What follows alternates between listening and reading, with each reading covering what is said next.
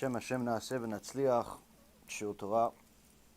Baruch Hashem. We're back to Wednesday night. Stump the Rabbi. We have Baruch Hashem, some bsorot tovot, some good news to publicize. Hopefully you guys have some questions too. Have some chidushim. Baruch Hashem. Lots to do. Tonight, the shiur will be for Ilui Nishmat Basha Bat Chana, and also for a refuah shlema for Yitro ben Avraham, Levana bat Sarah, Rav Ephraim ben Shulamit, Rabbanit Sarah bat Anat, David ben Esriya, Doris bat Jora, Chaim Sholem Dovber ben Dvora Ruth, Esther bat Tzipora, Serach bat Batya, Batya bat Sarah, and Elisheva Chaya bat Sarah. הקדוש ברוך הוא יברך אותם ואת כל עם ישראל, רפואת הנפש, רפואת הגוף. So, a few things, just some updates. Baruch Hashem, we got another order of the cards that I keep telling you about. These things, I think, have been a very big hit so far. So we made a few small revisions on the cards, these movie cards, where there's actually a designated website just for the movie. It's HaShem took back his millions.com, .org. Both of them work. Baruch Hashem. One of the tzaddikim from England made the website. So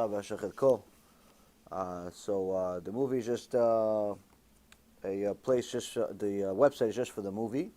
So we use that, so a person, whether they know what to do with the QR code or they don't, they'll still go to the website and they'll Be'ezrat Hashem watch the movie. And this movie is the number one tool that we have to help people get closer to HaKadosh Baruch Hu, simply because, when you hear a speaker, within a matter of a few minutes, sometimes less, sometimes more, but within a matter of a few minutes, you decide what your opinion is about this person, whether you like him, whether you continue listening to him, you find him boring, you find him this, you find him that. And it's very, very important that people watch the movie as the first introduction to our shiurim, because before a person is going to decide whether they're going to listen to the guidance that we're going to give them or not, they have to decide whether they can connect to us in the first place. So the movie gives them a couple of main things. Number one, it gives them an understanding that they're not alone with their problems, whatever their problem may be, whether it's a money issue, or it's a health problem, or it's intermarriage, or it's all types of desires, money, success, things of that nature. Baruch Hashem, the story covers quite a few grounds, and everyone connects to the movie. Anyone that's watched the movie completely, Baruch Hashem, has given us fantastic feedback. Many people have actually done tshuva through it, probably more than anything else, aside from the Kama Brit shiurim that we've done over the years.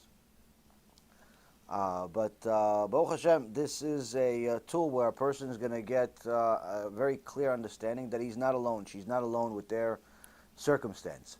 But the second thing they're going to get is they're going to decide whether we are the vessel that they can use to get to the emet. They'll determine an opinion about us. Most of the time, Baruch Hashem, it's good. Sometimes they care less for it. So either way, before you invest any time into guiding people personally, into sending them shiurim and so on, you have to decide, am I the vessel? So the movie is the best way to do that. So lots of people ask me all the time, can you talk to this one? Can you talk to that one? My friend, my brother, my mother, my father, my this one, my that one. And the strategy is constantly first, before I talk to anybody, let them watch the movie. Once they watch the movie, it's going to tell me a few things. Number one, if they've identified their issue within the movie. Most of the time they do. Second thing is whether I'm the vessel, whether they connect to it and they are going to take the guidance that we'll give them. And three, which is probably more important than the first two, whether they're actually looking for a solution to their problem. And how do I know if they're looking for a solution for their problem? If they're willing to sit there for an hour and a half to learn, then they're looking for a solution for their problem. But if they're not even willing to sit there and learn and watch a movie that's so entertaining but educational at the same time for an hour and a half, that means they're not looking for a solution. They're looking for an excuse. And they're not looking to invest into themselves, then there's no reason for us to invest in them. So the best thing for a person to do is to make sure that as many people as possible watch this movie. Baruch Hashem, on Facebook, we've had over 750,000 hits on this movie, on YouTube, another few 100,000, I think we're maybe at around 250,000. So Baruch Hashem, the movie has gotten to quite a few people, but this is only a small fraction of what we need to do. So as happy as we are about what HaKadosh Baruch Hu has blessed us with already, the ambition for Kedusha, the ambition to help Am Yisrael, the ambition to get HaKadosh Baruch Hu's children closer to Him can never be satiated. So you have to constantly shoot for more. So this movie card has been a pretty good success. It's a cost-effective, they're only 10 cents, and you can put them everywhere. You can convince your local Jewish supermarket to put it in every bag.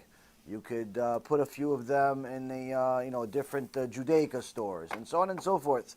You could also do what some of the tzaddikim are doing, which is simply putting it either in people's hands directly, or they're putting it in their mailboxes. They're putting it in their house next to their handle of their door.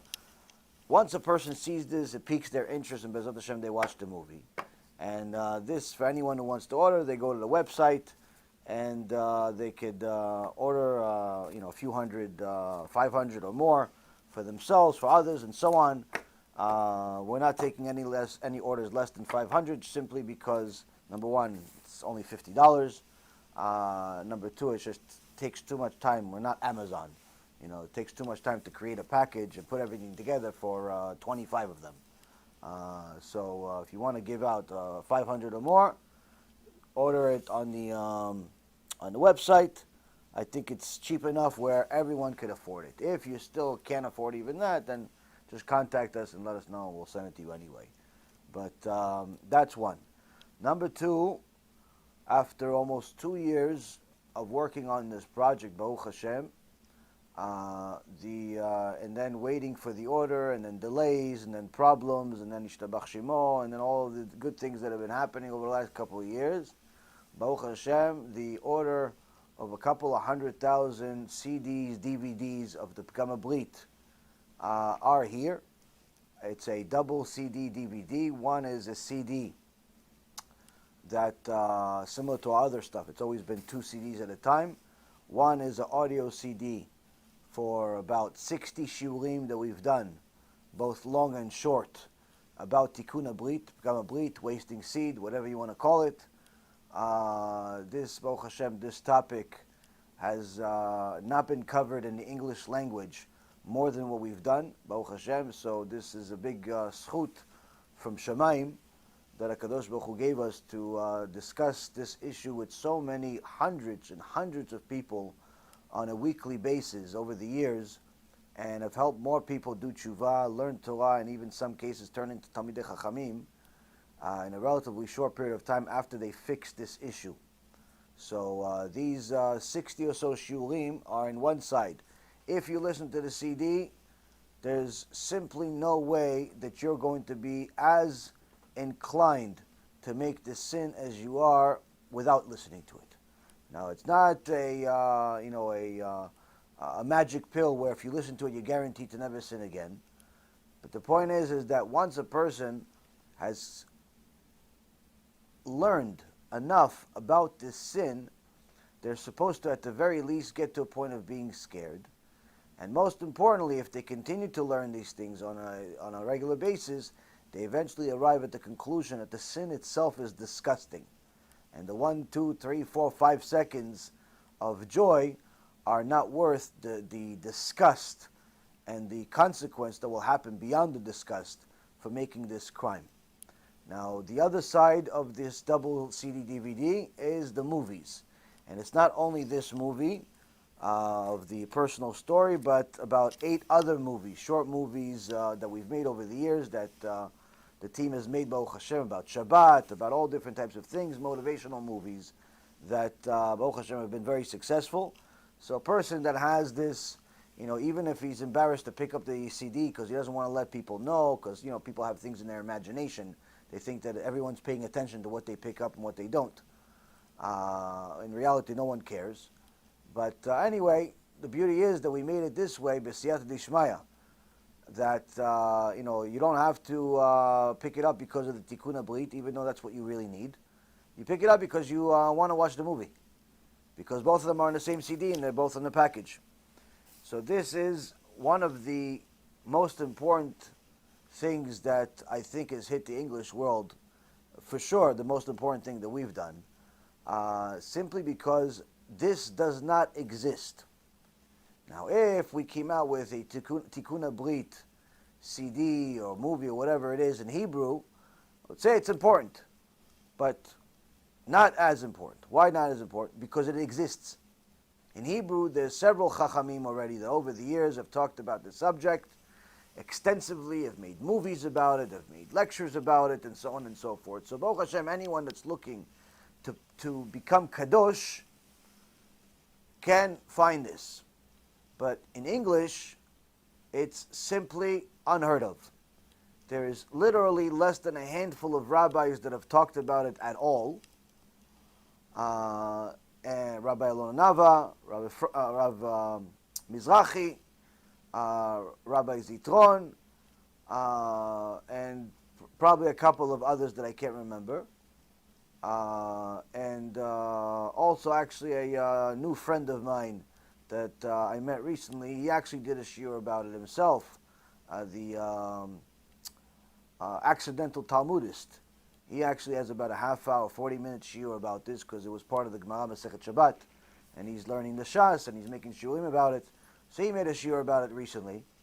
So the point is that out of hundreds and hundreds, if not thousands, of English-speaking teachers in the Jewish religion, when you literally have half a dozen people talking about the subject altogether, you already see the tragedy. Especially when the Shulchan Aruch calls this sin the worst sin in the entire Torah. If it was just another sin, okay, then maybe people don't like it. It's not politically correct. It's not PG. But here you have a Shulchan Aruch calls something the worst thing in the world, and no one's talking about it almost, relatively speaking. But then when you find out even worse, that out of the handful of speakers that have spoken about it, 95% of the shiurim are what we've done over the last couple of years. So if, let's say, there's, 75, 80 shiurim in the world, we did 70 of them, 65 of them. That's the situation that we stand in, Rabotai. And although we appreciate the merit, but we also understand the danger that we're in, because the Shulchan Aruch says that a person like this is making the worst sin in the world. The Gemara says that a person like this is bringing the flood. The Zohar Kadosh says that if a person wants to do tshuva for Pekam Brit, Hashem is not going to help him. He has to do it on his own. And the Rashit Chochmah Masechet Gehinom says that a person that weighs seed and does not do tshuva, en lo chelek le'olam haba. Gemara says the same thing, and everywhere else says the same thing. It's not just Rashit Chochmah. Person that weighs seed and does not do tshuva has no share of the world to come. They go to Gehinom and they stay there. This is a very, very serious problem. Now, interestingly enough, we had a lot of Yetzer Hara interference to make this CD, put it together, even though the lectures themselves existed. But, Baruch Hashem, when we finally got everything done with all the mistakes and all the issues and so on, you had coronavirus. Coronavirus happened. So now the factories are shut down and everything is shut down and no. Now what's the chidush? If you notice, about 2 months ago, a little less than 2 months ago, China pretty much announced that coronavirus is no longer a problem. They're going back to normal. And China right now, more or less, is back to normal. The factories are back on. Everything is back on. If you want to order something from China, you'll get it like like nothing happened, because there's no corona. Even if they may or may not be lying about the numbers and the sick people, bottom line is the economy back there is back to practically full force. The day they announced this, the factory sent us, same day, they sent us the CD, it went on the ship. When they released the cure, HaKadosh Baruch Hu released the disease. Now, someone could say it's a coincidence. We don't believe in coincidences. What we do believe in is that there's a cure in these teachings, a cure that's very much needed. Now, if the couple of 100,000 CDs stay in my warehouse, no one's going to do tshuva. Why? People don't do tshuva when CDs are in the warehouse. If I wait for all of the generous people to order them and pay for it, no one's going to do tshuva. Why? We don't have that bracha on people ordering CDs. Out of the 500,000 plus CDs that we've given out over the last few years, I think maybe we sold about 1,000 or 2. The rest of them are given for free. Why are they given for free? Because the people that want the CDs either don't have money or don't want to pay. And the people that want to pay don't have the time to give out the CDs or don't have the ability. So what do? Mix and match. We try to find sponsors for people to get the CDs. But that's when you're dealing with 10, 20, 30, 40, 50,000 at a clip. Right now we have a couple 100,000. If we do it at each guy tells me, oh listen, I want 200, I want 300, I want 500, Mashiach will come 10 times, and we're not going to finish with this. And the reality is we need to order another few million of these CDs. So what we're going to try to do is we're going to try to do some type of a plan that Be'ezrat Hashem will work to try to do a distribution all in a short period of time, maybe even one day. But that would mean we most likely will have to focus on one, maybe 2 areas and just distribute it in one particular Jewish community, Jewish city, and so on. If somebody wants special order for themselves, then obviously you have to order. It's online. I think it's on the website already. You could order it. That's not a problem. But as far as the large quantities, the thousands and so on, that we need to distribute as soon as possible. We're just trying to figure out what's the fastest way to do it. Because the CD sitting in the warehouse is not going to do anyone any good. And we have to do our ishtadlut and our mesirut nefesh in order to try to bring more blessing to Am Yisrael as soon as possible.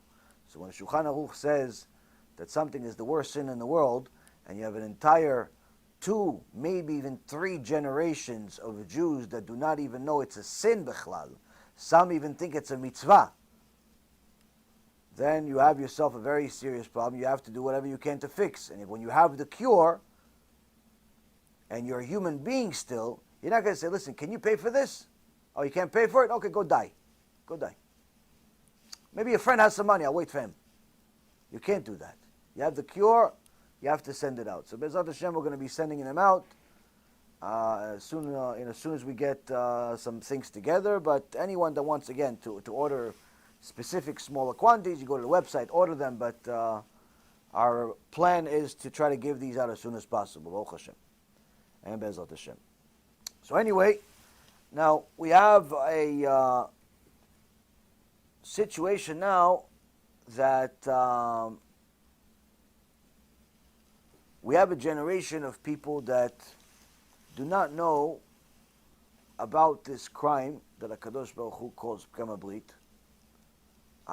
Many people do not think it's a sin. Some people think it's a sin, but not such a big deal. You know, like a guy takes money out of the company's petty cash account. You know, some companies, I don't know if they still do it anymore today, but he uses the company's petty cash. Sometimes there's a little box in the office. If you need something to buy for the office or something like that, you use the money from this cash and you give it back, or you tell people that you have it. But he decided to go take this money, the couple of $1,000s in his box, go shopping. But, you know, he felt bad. He wanted to take the whole 2,000, so, you know, he took 500. And he came back and he put 100 back, and then he took 300 more, and, you know, he started using it in his own personal bank account. So guy thought it's not so bad. Now, if he's a decent employee, high-level employee, it said, listen, you're stupid, but we're not going to fire you for this because you make us a lot more money than what you took from us, a couple of $1,000s.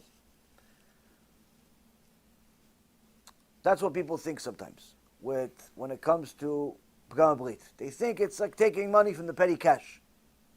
What is it really like? It's like going into the company, breaking into the system, taking all of the company's customers, copying them, taking all of the company's cash, transferring it to your personal account, and then using some of that money to hire some assassins and kill everybody. All the witnesses. So no one can come to you complaining. That's Pagam Brit, in so many words. So the difference between petty cash and what we just said, Shamayim v'aretz. So how come we have so many people, at least 2, maybe 3 generations of people, that are completely clueless to this sin? Many times it's because they do not learn this in yeshivot. They do not learn this in the English-speaking books, English language books. There's very few books written about this. And even if there are, they're not exactly on the most popular list. You're not going to see them as #1 recommended on any of the publishing houses, whether it be Feldheim or ArtScroll or Moznaim or any of these companies. They're all wonderful companies, but you're not going to. They don't have any Pagam Brit books. Where are you going to find these few books that are written in English about this topic? Maybe you're going to get something from Breslev if the Chassid knows you and he knows you're a young guy and he gives you one of these things because he knows Tikkun Brit is a big deal and you don't know it's a big deal, so he gives it to you. Or you go to some other website and then something looks kind of, oh, well, there's fire on it. I want to get some fire. You don't really know what this book is about. It's at the end of the website, the 37th page of the search. Let me buy this one. I'm already buying 10 books I'm not going to read anyway. Let's add this one. So that's where the book, it's hidden somewhere. Why? The Satan works very, very hard to put the wool over your eyes, to keep it away from everyone. Which in essence is the reason why, or at least one of the reasons why, we have to push so hard to keep speaking about it. But unfortunately, one of the other reasons is that the Satan also has employees. And those employees are called Erev Rav. Now the Erev Rav, don't mistake and think that the Erev Rav are only Zionists. Heretics that, don't believe in God. Some of them believe in Christianity. Some of them don't believe in God at all. But nonetheless, all of them are against Judaism. That's not only Erev Rav. That is Erev Rav, but there's others. Last night, after the shiur we did in Aventura, I went home, we did another shiur in Hebrew, because we had a crowd in Eretz Yisrael that's been asking for a shiur. So we did another shiur last night. We talked about this topic of some of the original Zionists and what they wrote and said with their own words, where Herzl's plan to solve the Jewish problem, they call it, which is in essence allowing the Jews or not allowing them to exist, his answer was answered in his communication with the Pope and the Pope's employees. What was the answer? Convert all Jews to Catholicism. That was Herzl. That was his plan. Ben Gurion, when he was asked, if you can save all of the Jews, but they were all going to go to England, save them from the Holocaust, but they're all going to go to England, or half the Jews are going to go to Eretz Yisrael, what do you prefer? Ben Gurion says, surely I would pick the 500,000 that will go to Eretz Yisrael. Meaning, if they're not coming to Eretz Yisrael, let them die. Let 3 million die, who cares? Human life doesn't make a difference. What makes a difference? We succeed. So we get a name. We make ourselves a name. Like Dora Palaga, the Tower of Babel generation, right after Noah. They wanted to make a tower to make themselves a name. That's what the Zionists are. Another one of the heretics over there in Zionism said, anyone that thinks that Zionism and Judaism are the same is simply either a fool or they're lying to themselves. what Zionism is something that destroys Judaism. That's what it is. We're not trying to start or have a continuation of Judaism or even something similar, but rather something completely new. Where he says that the place where Judaism ends, Zionism begins. These are the Zionists. Now, this is clearly, you read some of these things, what they wrote in themselves with their own words, what they said on the radio. Now, obviously, you don't have to be a genius. This is obviously Erev Rav. Now, the Zionists of today are not quite the same. Some are really bad, but most of them are not the same. Most of them are just clueless about even their own heroes. I myself went to college in Binghamton University, and I took a class of Zionism. They gave us a book about Zionism, maybe like 11 or 1,300 pages. Giant book. You had to read the whole thing, and every class would review certain parts of the book and so on. And I promise you that none of what I just said, none of it, was mentioned in that book. The way they portray Herzl and Ben Gurion and Weizmann and all of these people, these are heroes. The fact that they were more anti-Semitic than the Nazis, they don't mention that part. It's no surprise at all, that Eichmann, Yimach Shimo v'Zichro, the Nazi, that was responsible to killing millions of Jews, he himself wrote in a letter that if he wasn't a Nazi, he would be a Zionist. So when a person looks at this real, honest information, says, yeah, it's Erev Rav, right? Okay, but what about now? That's not only Erev. Erev Rav has different parts. As Rav Wasserman, Alav Shalom, said, Erev Rav and Amalek are the same seed. Amalek is the Nazis. Erev Rav is Jews. Erev Rav comes in different forms. And sometimes Erev Rav comes in a form of a religious Jew. Sometimes Erev Rav comes in the form of a secular Jew. Sometimes Erev Rav is a rabbi. Sometimes Erev Rav is Talmid. Erev Rav comes in different ways. Now, the Chafetz Chaim, Alav Shalom, everyone knows his work, the Mishnah Brura, all the halachot, the Sefer Lashon Hara, the Chafetz Chaim. Everyone knows this work much more after he died than while he was alive. But throughout his life, everyone knew he was a tzaddik. When he was around 90 years old, someone asked him a question. He answered, and he said to him, "Look at my teeth." And the young man looked at his teeth. He said, "See, I'm not missing a single tooth. 90 years old, 90 plus years old, not missing a single tooth." He says, "You know why? Because in my entire life, I never said one thing that's forbidden. Never said Lashon Hara one time. Never Rechilut one time. Never. If we could last a week without it, I think our teeth will grow back." Never in his whole life. But yet, everyone knows these fantastic stories about the Chafetz Chaim.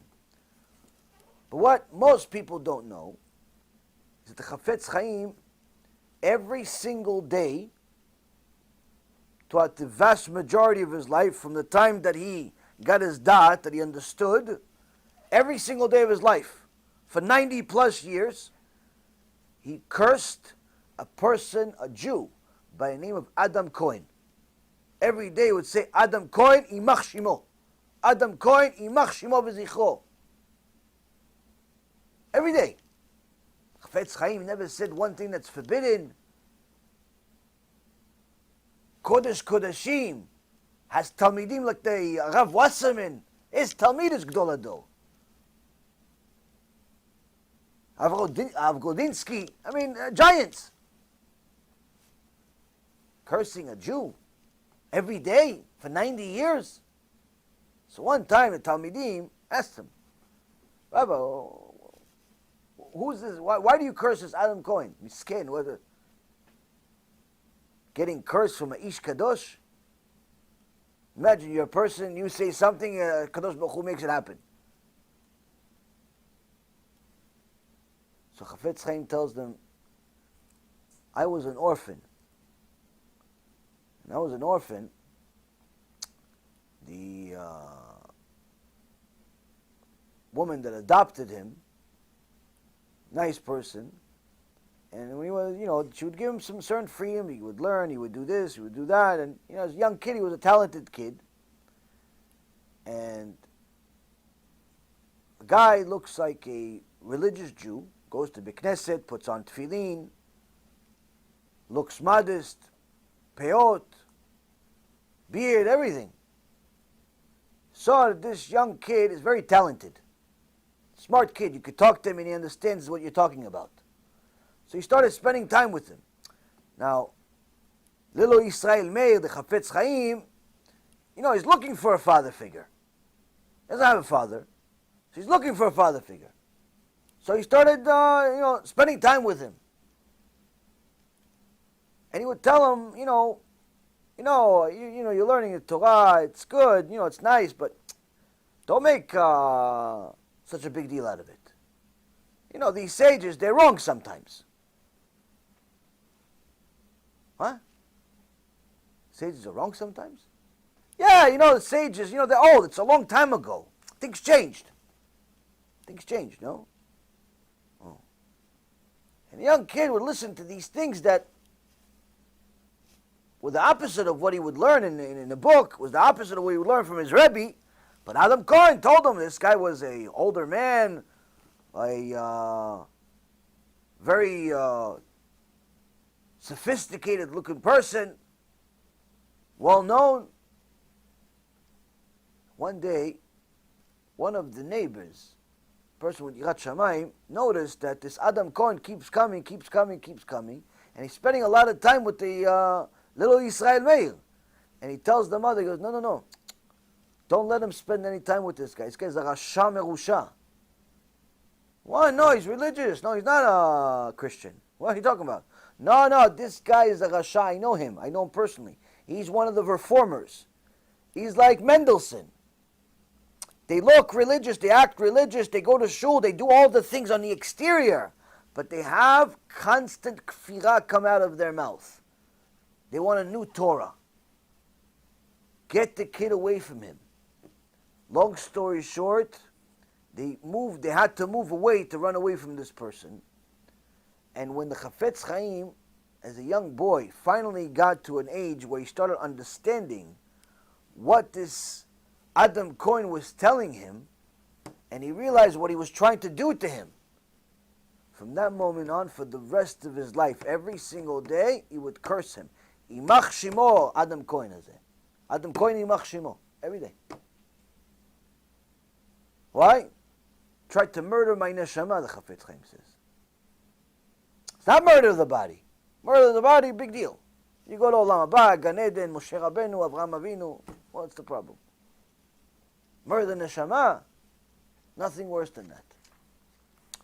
So sometimes, Rabotai Yikarim, the person does not realize that a Erev Rav can come to you in different forms and sizes. It doesn't necessarily always have to come in a way of the obvious. The Christian missionary, the secular atheist, the Zionist, anti-Torah type of person. Sometimes it comes to you in a form of something that actually looks quite familiar. Now, before we go into questions, just to understand this specific issue,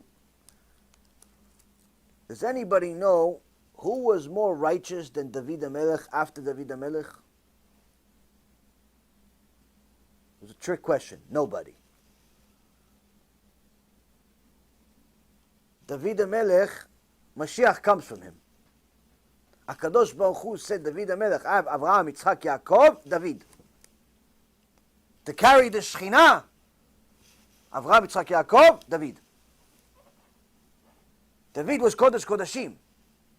One of the reasons why the heads of the Sanhedrin themselves hated him. Became Doeg Adomi. They became lost his Olam Haba because of this. Why? They were jealous of David. Why are they jealous? Alacha ke David. Anything David says, that's what HaKadosh Baruch Hu is thinking. That's it. That's alacha. What he said, that's the alacha. What David decided, what he said, that's the alacha. He's always right. Always. Never said one thing from his mouth and it wasn't alacha. Kodesh Kodashim. Surely he understood the Ilchot Lashon Hara. Surely he understood Ahavat Israel. But here writes in Tehillim 139, in verse number 21, Alo misanecha Adonai esna, ubitkomemecha et kotat. For indeed, those who hate you, O Hashem, I hate them, and I quarrel with those who rise up against you. With the utmost hatred, I hate them. They have become enemies to me. David HaMelech, Kodesh Kodashim, the Mashiach Israel, it says, HaKadosh Baruch Hu, there are certain people, they hate you. So you know what? I hate them. But not only do I hate them, they're my enemies. Who's he talking about? Who do you think he's talking about? We're talking about, who are you talking about? Saddam Hussein? Talking about Hitler? You don't need a verse in the Torah to do that. We know you hate Hitler. We know you hate Saddam Hussein. You know, David HaMelech, people that hate you, I not only hate them, but they're my enemies, you know, because you hate somebody sometimes, but after a while it cools off, you know, he calls you, says, listen, what's up, what's going on? You pretend like nothing happened because it's not worth it anymore. So hate sometimes, after a while, it goes away. You hate her today, 6 months later you miss her, I love you, do, you know, no big deal. I'm sorry. You know, hate goes away. It's good. But no, David HaMelech says, no. Now I hate them. They're my enemy. Enemies don't go away. Person's your enemy, doesn't go away. David HaMelech says, HaKadosh Baruch Hu, these people that hate you, I not only hate them, they're my enemy. It's my life's mission to go fight them. To go fight these people. I quarrel with them. I'm not going to leave them alone. If I know who they are, I'm going to go fight them. Who are these people? David HaMelech is talking about people that are mesitim. People that cause Jewish people to get further from Hashem. People that work for the Satan. People that we also call the Erev Rav. That's who's he talking about. Because Rabotai Yekarim, David HaMelech understood fully well that someone that's a sinner sins by himself, sins with a female, she sins with a male, violates Shabbat, whatever you're doing on your own time, it's not good. Not good at all. You're going to get yourself into Gehinnom. But that doesn't make you an enemy right away, by default. What makes you an enemy by default? One time you did it, you're an enemy, until you fix it. Causing somebody else to do that. Causing somebody else to violate Shabbat. Causing somebody else to go against Hashem. If you notice, the Amidah is well known as Tfilat Shmona Esrei, the 18th prayers, 18 blessings. But if you count them, it's 19. It's not 18. It's called Tfilat Shmona Esrei. The 18 blessings, 18 prayers, but it really has 19. Why has 19?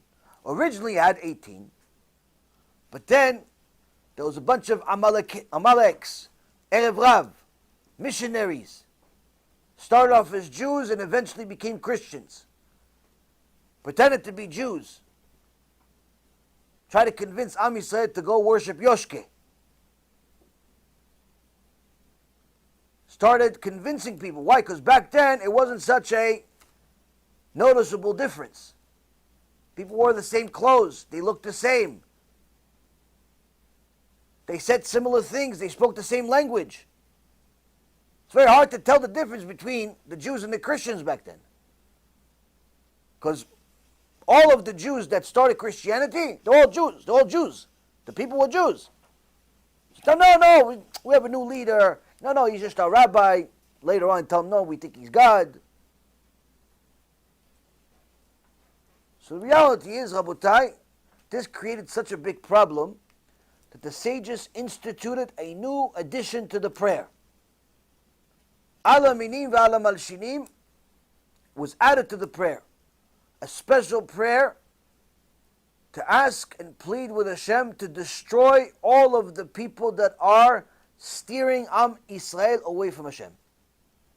Hashem, all of these people that are minim, that they believe in Christianity, they call themselves Messianic Jews, or they believe in some type of idolatry, or these people. In addition to that, if they cause other people to get away from you, Hashem, also if they report on the Jews, one Jew has a difficulty with another Jew, instead of going to Bet Din, he goes to the Memshalah, he goes to the government, calls the cops on him. Very serious problem. Says, those people, HaKadosh Baruch Hu, we need your help to destroy them. Destroy them from the world. And that was instituted as the 19th prayer. Interestingly, this current virus is called COVID-19. Rabbi Mizrahi says, surely it's not a coincidence that 19 and 19. There's a lot of minim in this generation. A lot of malshinim in this generation. A lot of mesitim in this generation. So now a person thinking, okay, these people are terrible people to get people away from Hashem, but what is this really? In the end of that blessing, it says that all of the enemies of Hashem may be destroyed. But there is another nusach in some sidurim that Rav Shach used to use. Rav Shach says all of the people that are enemies of your nation may be destroyed, not enemies of yours, Hashem. So even though it was accepted to actually have what the common nusach is, which is all of the enemies of Hashem should be destroyed, Rav Shach, one of the Gdolei Adol, would use a different nusach who said, no, only the enemies of Hashem should be destroyed. Only the enemies of your nation should be destroyed, not the enemies of Hashem. So they asked for the Rav, how come you're using this? He says, because if you understood how easy it is to become an enemy of Hashem, you would also change. You know how easy it is? Your friend says, listen, I'm going to Shiur Torah, you want to come? Nah, don't go. Come, we're going to have pizza at my house. We're going to watch a game. You're an enemy of Hashem. At that moment, you're an enemy of Hashem. Why? The guy was going to learn Torah, and now you're convincing him to go eat pizza. That makes you an enemy of Hashem. Very scary. Why? Most of us have been enemies of Hashem at some point of our life. Sometimes more, sometimes less. Why? Guy told you, listen, you want to go to this rabbi, we're going to get a blessing, we're going to maybe get a chizuk, something. Nah, why are you going? Why are you going? For what? You believe in that stuff? You're going to buy that stuff? You really believe that stuff? Nah, come on, let's go to the beach. Let's go to the beach. Go to a club, meet some girls, boys, this, that, couple drinks. That's a life. Enemy of Hashem. Enemy of Hashem. David HaMelech says, those people, I fight them. I hate them. I hate those people. Rabbi makes a shiur. Says something that you don't like to hear. Why? Because it's about you. Rabbi says that someone violates Shabbat is considered an idol worshiper. Rabbi says that if you're pogem brit and don't do tshuva, you go to Gehenom permanently. Rabbi says that the wig on your wife's head is from Avodah Zarah. What do? Write a comment. We call this guy a stupid, idiot, don't listen to his stuff. He's not even this, he's not even that, he's only a Baal Tshuva. I don't even know if he knows how to read. I don't know if he knows how to write. I don't even know if it's him speaking. Maybe it's a robot. I don't know, maybe he's really this. That comment, enemy of Hashem. Why? What's the point of the comment? The point of the comment is to get other people not to watch. That's the point of the comment. The point of the comment is to insult the rabbi that said something that it's in accordance with the Torah. He's not saying something that's against the Torah. He's saying something that's in the Torah. And you're saying to people, no, don't listen to this guy. He's fanatic. He's fanatic. Enemy of Hashem. David HaMelech has your name in his Siddur. He says, him, I fight him. From Shemaim. I hate him. He's an enemy of Hashem. Why? He tries to get people away from Hashem. And the Rav Shach says, that's how easy it is to become an enemy of Hashem.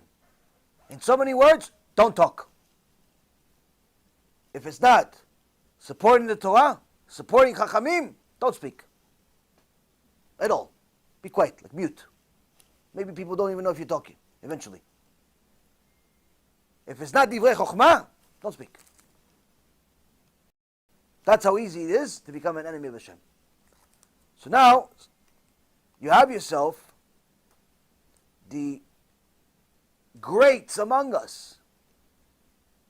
Tell us that you have to be very, very careful of such people. But then you have certain people that call themselves rabbis that tell people, no, come on, wasting seed, the sin, all of these punishments, that's not for this generation. What do you think, Hashem's going to kill everyone? Practically everybody wastes seed now, so there's no way that Hashem is going to destroy everyone. That's Amalek. That's Erev Rav. Enemy of Hashem. Why? When a person says that any one of the mitzvot is no longer relevant to this generation, they have violated the Torah in several ways. First and foremost, they changed the Torah. And one of our 13 principles of faith is that the Torah will never change. There is no this generation, that generation. The second your rabbi, your speaker, your buddy, your whoever told you that this sin is no longer relevant to this generation, enemy of Hashem. You believe him, you're an enemy of Hashem too. And so a person has to use their mind now. Okay, I don't want to become an enemy of Hashem. So how do I get my head to understand that this guy that looks like a really good rabbi and he speaks really well, I know he's a kofir though, but how do I get my mind to stay at that focus to know that don't go back. Pay attention to this. And then we'll start with questions. If you notice, these people that are really undercover enemies of Hashem, but they tell people things that people like to hear, like, no, everything's okay, everyone's a tinok shenishba, everyone's a captured baby, they don't know, everyone has a share of the world to come, these rabbis shouldn't speak against them, fear tactic, don't scare people, that's not good. So who are they rebuking? They're rebuking the rabbis. The few of us that are actually telling people what Torah says about punishment, what HaKadosh Baruch Hu says about going against them, the few of us, they speak against us. During the Pittsburgh massacre, when we told people that to call these apikorsim that were in a reform shul doing a brit milah for a baby of a gay couple, to call them dying on Kiddush Hashem was complete heresy, complete shtuyot. One of these clowns that calls themselves a chassid and an orthodox rabbi said that anyone that said that is considered is Amalek. He's Erev Rav. Why? These people are Jews. They died because they're Jews. They died on Kiddush Hashem. What's interesting about this? Anyone have thought about this? When it comes to the rabbis that rebuke and tell the emet, he gives them on the head. Why are you rebuking Am Yisrael? Why? Have kaf zchut for Am Yisrael. Have kaf zchut for Am Yisrael. So against the rabbis, the Talmidei Chachamim, the ones that are quoting the Torah, the ones that are following the Torah, the ones that their whole life is Torah. No, one time they make something, say something you don't like, it's not your shita, it's not your way. It's not wrong, it's just not your way. You guys are bad, you guys are Erev Rav, you guys are Amalek. But the Reshaim Arurim that have the homosexuality parties, that are violating Shabbat, that are Ovdei Avodah Zarah, no, the Tinokot Shenishbu. Give them kaf zchut. Why don't you understand them? They're good people. Wait, hold on a second. If you're going to be critical, why aren't you critical of everyone? How come you're critical on the ones that are righteous and are following the Torah, but the ones that are wicked, clearly, kaf zchut? Give them benefit of the doubt. How come? If you're going to give kaf zchut, why don't you give both them kaf zchut? If you're going to be critical on both. What does that show? Rabbeinu Yonah says someone that agrees with the Rasha is a bigger Rasha himself. And he takes it from the Radak, who takes it from the Torah itself. If you agree with the Rasha, you compliment the Rasha, you're a bigger Rasha than he is. And what you'll notice is that these rabbis that call everyone a Tinok Shenishba, everyone is a captured baby, they don't know right, they don't know left, they always say, no, but he's a Rasha, he knows he's not allowed to drive on Shabbat. But he drives to shul every week. Yeah, but, he grew up different, he grew up in this, he grew up there, he grew up in New York, he grew up in Gehenom, grew up in Kafakela, he's grew up in all these different places, he doesn't know, So you give him some benefit of the doubt, eventually he's going to do tshuva. What do you mean? He's been driving to shul for 20 years. Yeah, I know, eventually. He's 75 years old. What do you mean? When? When's the system supposed to work?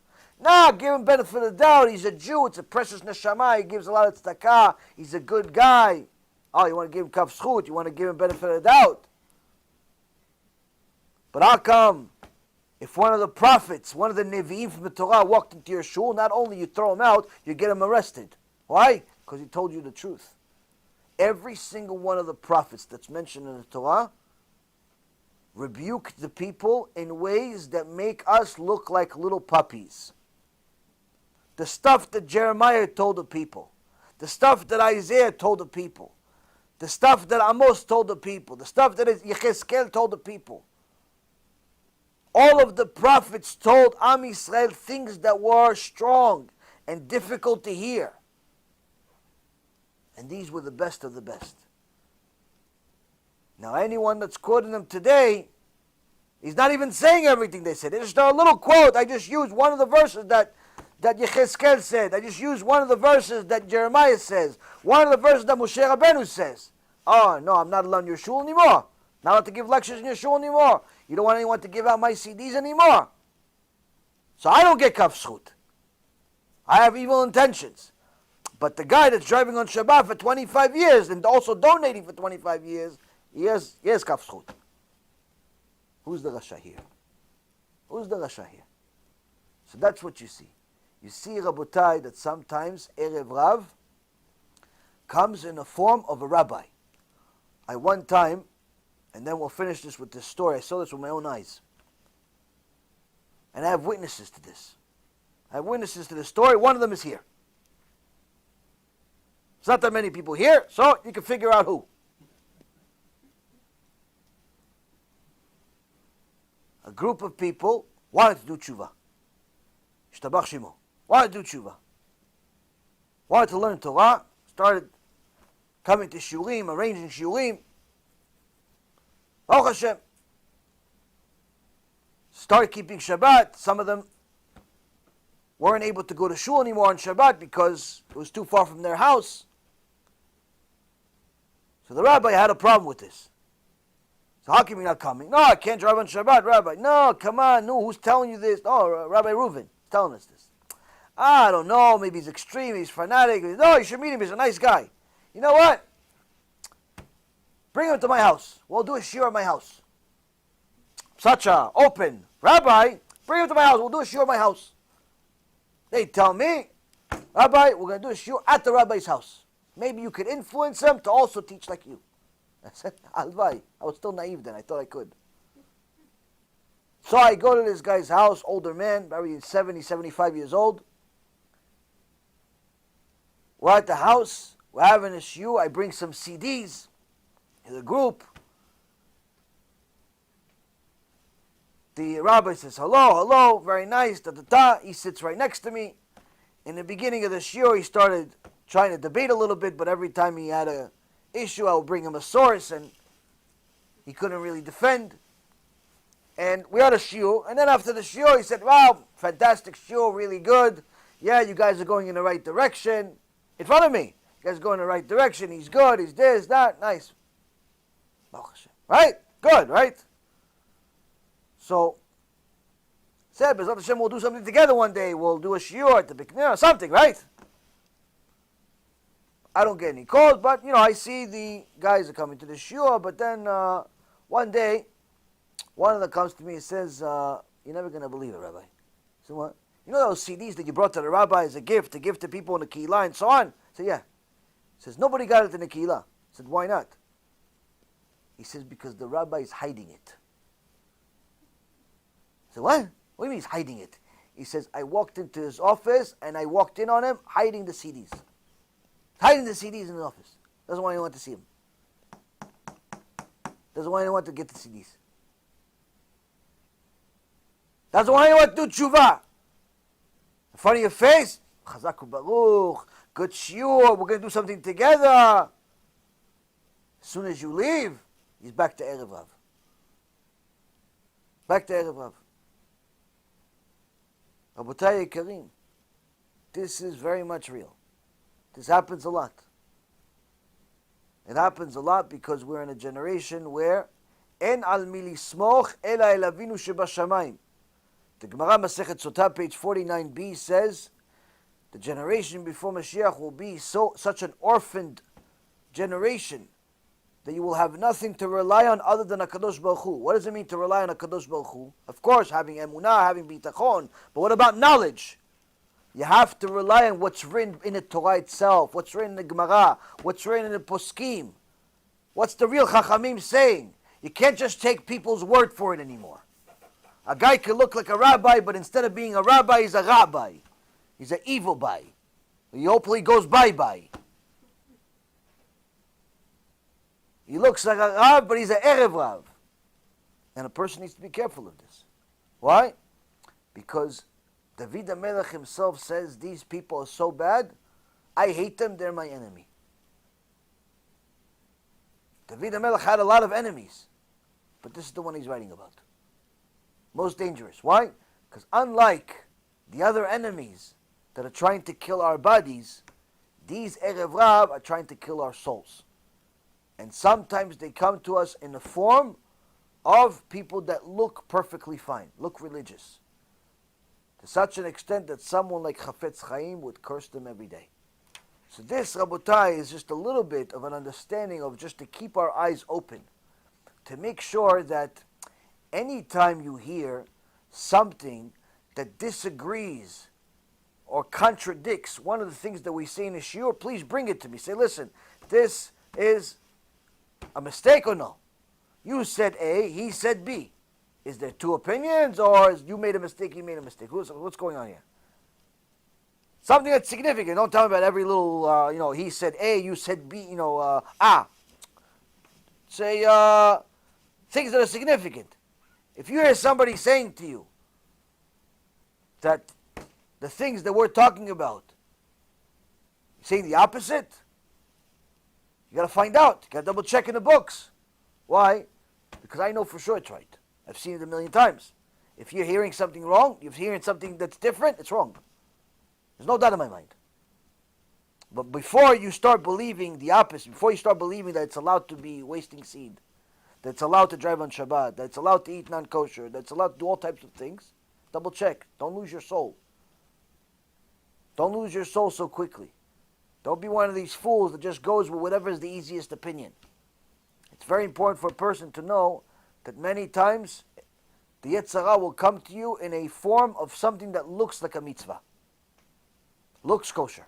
He's not going to come to you with something that looks obviously bad. He's going to come to you with something that looks good, looks kosher. And you have to make sure that you pay attention to the details. Because if you don't pay attention to the details, that's it. You're already in a trap. You made it easy for him. So with that being said, Bechavod, who wants to start with the first question? Yeah. Knowing that we know that someone who is Mechalel Shabbat is considered poor, and that person, for a fact that everyone knows the valid Shabbat, and the person cooks food for you, are you allowed to eat that food, and what's the... A person at Mechalel Shabbat cooks for you? Yeah. A person at Mechalel Shabbat cooks for you, you're not allowed to eat it. Because if he violates Shabbat, you cannot, he obviously does not care about his own soul, which means, needless to say, he doesn't care about your own soul. Which means what? Means that he's not reliable to keep all of the rules as far as kashrut. So, you care about your soul, so if you're going to cook something, or your wife's going to cook something more likely, you're going to make sure that the meat that you buy is kosher, that it's not mixed with cheese, it's not mixed with dairy, it's not mixed with non-kosher, and so on. Him, on the other hand, you can't have that same reliability on. Why? He has no yirat shamayim. He has no fear of Hashem. He doesn't even keep Shabbat, the basic minimum of being a Jew. Which means that if he goes to the supermarket, and the supermarket, they sell kosher meat and also non-kosher meat. It's one of these big supermarkets. And they're right next to each other. They're right next to each other. And if he sees the kosher steak is $18 a pound, and a non-kosher steak is $1.80. And they look exactly the same. In fact, the non-kosher is much bigger. What does he do? He says, Yalla, let's go. They won't know. Why? By the time it's on their plate, you can't tell kosher, non-kosher. Can't tell non-kosher, non-kosher. So that guy that's not keeping Shabbat, you can't rely on his food. Can't rely on his food. Where is there a leniency there? The leniency, Rabbi Ovadia says, is if it's your mom. Your mom is Jewish, and she is a not Shomer Shabbat, unfortunately, but she knows you are. She knows you are, and she's not anti. She's not anti-Torah. If she cooks you food, you're allowed to eat it, as long as you know that all the ingredients she used were kosher, and and so on. She doesn't cook non-kosher food ever. She just doesn't keep Shabbat. You can eat her food. Why? Because she loves you even more than herself. But that's, again, only if she cooks only kosher food in general. She just doesn't keep Shabbat. This is more common in Israel than it is in America. But the point is that anyone else, stranger, doesn't keep Shabbat, he's a Jew, doesn't keep Shabbat, can't eat his food. Can't eat his food. Now, there is another leniency if it's a situation where, if it's in restaurants and there's a mashgiach there that oversees all of the ingredients, and in addition to that, he turns on the fire for everyone. He turns on the fire, and he sees that they're putting the ingredients that he verified are kosher. They're simply putting it in the pan. They're simply putting it out of the pan. All they're doing, so he treats them like goyim. Because if a goy, you can use a goy to cook for you if you put on the fire and you put on all the ingredients. You can use a goy. You can. That's not a problem. You have a mashgiach there, you have somebody that's overseeing it. Even you yourself are overseeing it. That's not a problem. But if he by itself, you just show up to his house. You show up to his house, or you show up to shul, and you see that the only guy in the kitchen is this Mechalel Shabbat. He's the one that cooked it, he's the one that bought it, he's the one that did everything. Not allowed to eat it. And some won't even eat it from the other leniencies that I've mentioned. Many will not eat from the other leniencies that I mentioned. But the point is that if somebody, you don't know who did what, you have no idea where the meat is and so on, no, not allowed. Why? And it's a very big deal because when you eat something that's not kosher, even if you don't know it's not kosher, let's say you have a plate, you have something, and the supermarket made a mistake. The guy that was putting labels on the things, he started putting kosher on everything, even though it wasn't kosher. He made a mistake. Now you ate it thinking it's kosher. It's not your fault. Right? It's not your fault. You didn't do it on purpose. You ate it, you cooked it, everything, put all the good ingredients, but in reality the meat's not kosher. Guess what? Your neshama is still going to get affected. Even though it's not on purpose, your neshama is still going to get affected. Why? HaKadosh Baruch Hu says, "V'nitmetem bam." Non-kosher food affects you and makes you tameh. All of a sudden, it's hard for you to understand stuff. All of a sudden, you forget. All of a sudden, you feel like going to a nightclub. 3 o'clock in the morning, you're married with 4 kids. All of a sudden, you have all types of shtuyot in your head. What happened? Check your food. Check your food. It could also be Yetzirah, but the point is that you have to be careful with food. That's why some people are very, very serious about kashrut. They don't eat kashrut from just anybody. They order from specific people that they know they can rely on. Like I can tell you myself, I'm not going to mention the name. There's HaShem, they do tshuva. There's one store in my neighborhood, I wouldn't buy bazooka gum from them. They sell meat. And some people told me it's really, really good quality meat as far as like deliciousness. Me personally, I personally wouldn't buy bazooka gum from them. Why? They don't keep anything. They don't keep anything. They don't keep Shabbat, they don't keep nothing. So, to go buy from a supermarket that the guy is not keeping anything, why? If I have an option of somebody that keeps Torah mitzvot, especially the option sometimes is next door or down the street, he keeps Torah mitzvot, and this guy's mechalet Shabbat. Why should I buy from him? Why? I'm starving. Do I have to eat? So sometimes we order from New York. Why do we order from New York? Trust their kashrut more. Certain companies in New York, I trust their kashrut more than I trust in places in Florida sometimes. There are some places in Florida that are good, no problem. But sometimes we'll order from New York. Why? Because there's certain places that I prefer their kashrut. Some people are much more strict. What do? They don't buy from anybody. What do? They don't buy from anybody. Even the guy that has big rabbis supporting him, everything, don't buy from nobody. What do? They get a few people together, they get a shochet, they buy a cow, yalla, let's go, I want to see it. I want to see you slaughter the cow. No, I want to see. No. Yalla, chazak u'baruch. To slaughter the cow, they get it. That's how they do it. Not as common here in America, but it happens. You get a few families together, you get a shochet that's really good at what he does, because you could risk potentially losing the whole thing. If the guy makes a mistake, you have to sell it to the Arabs for half the value.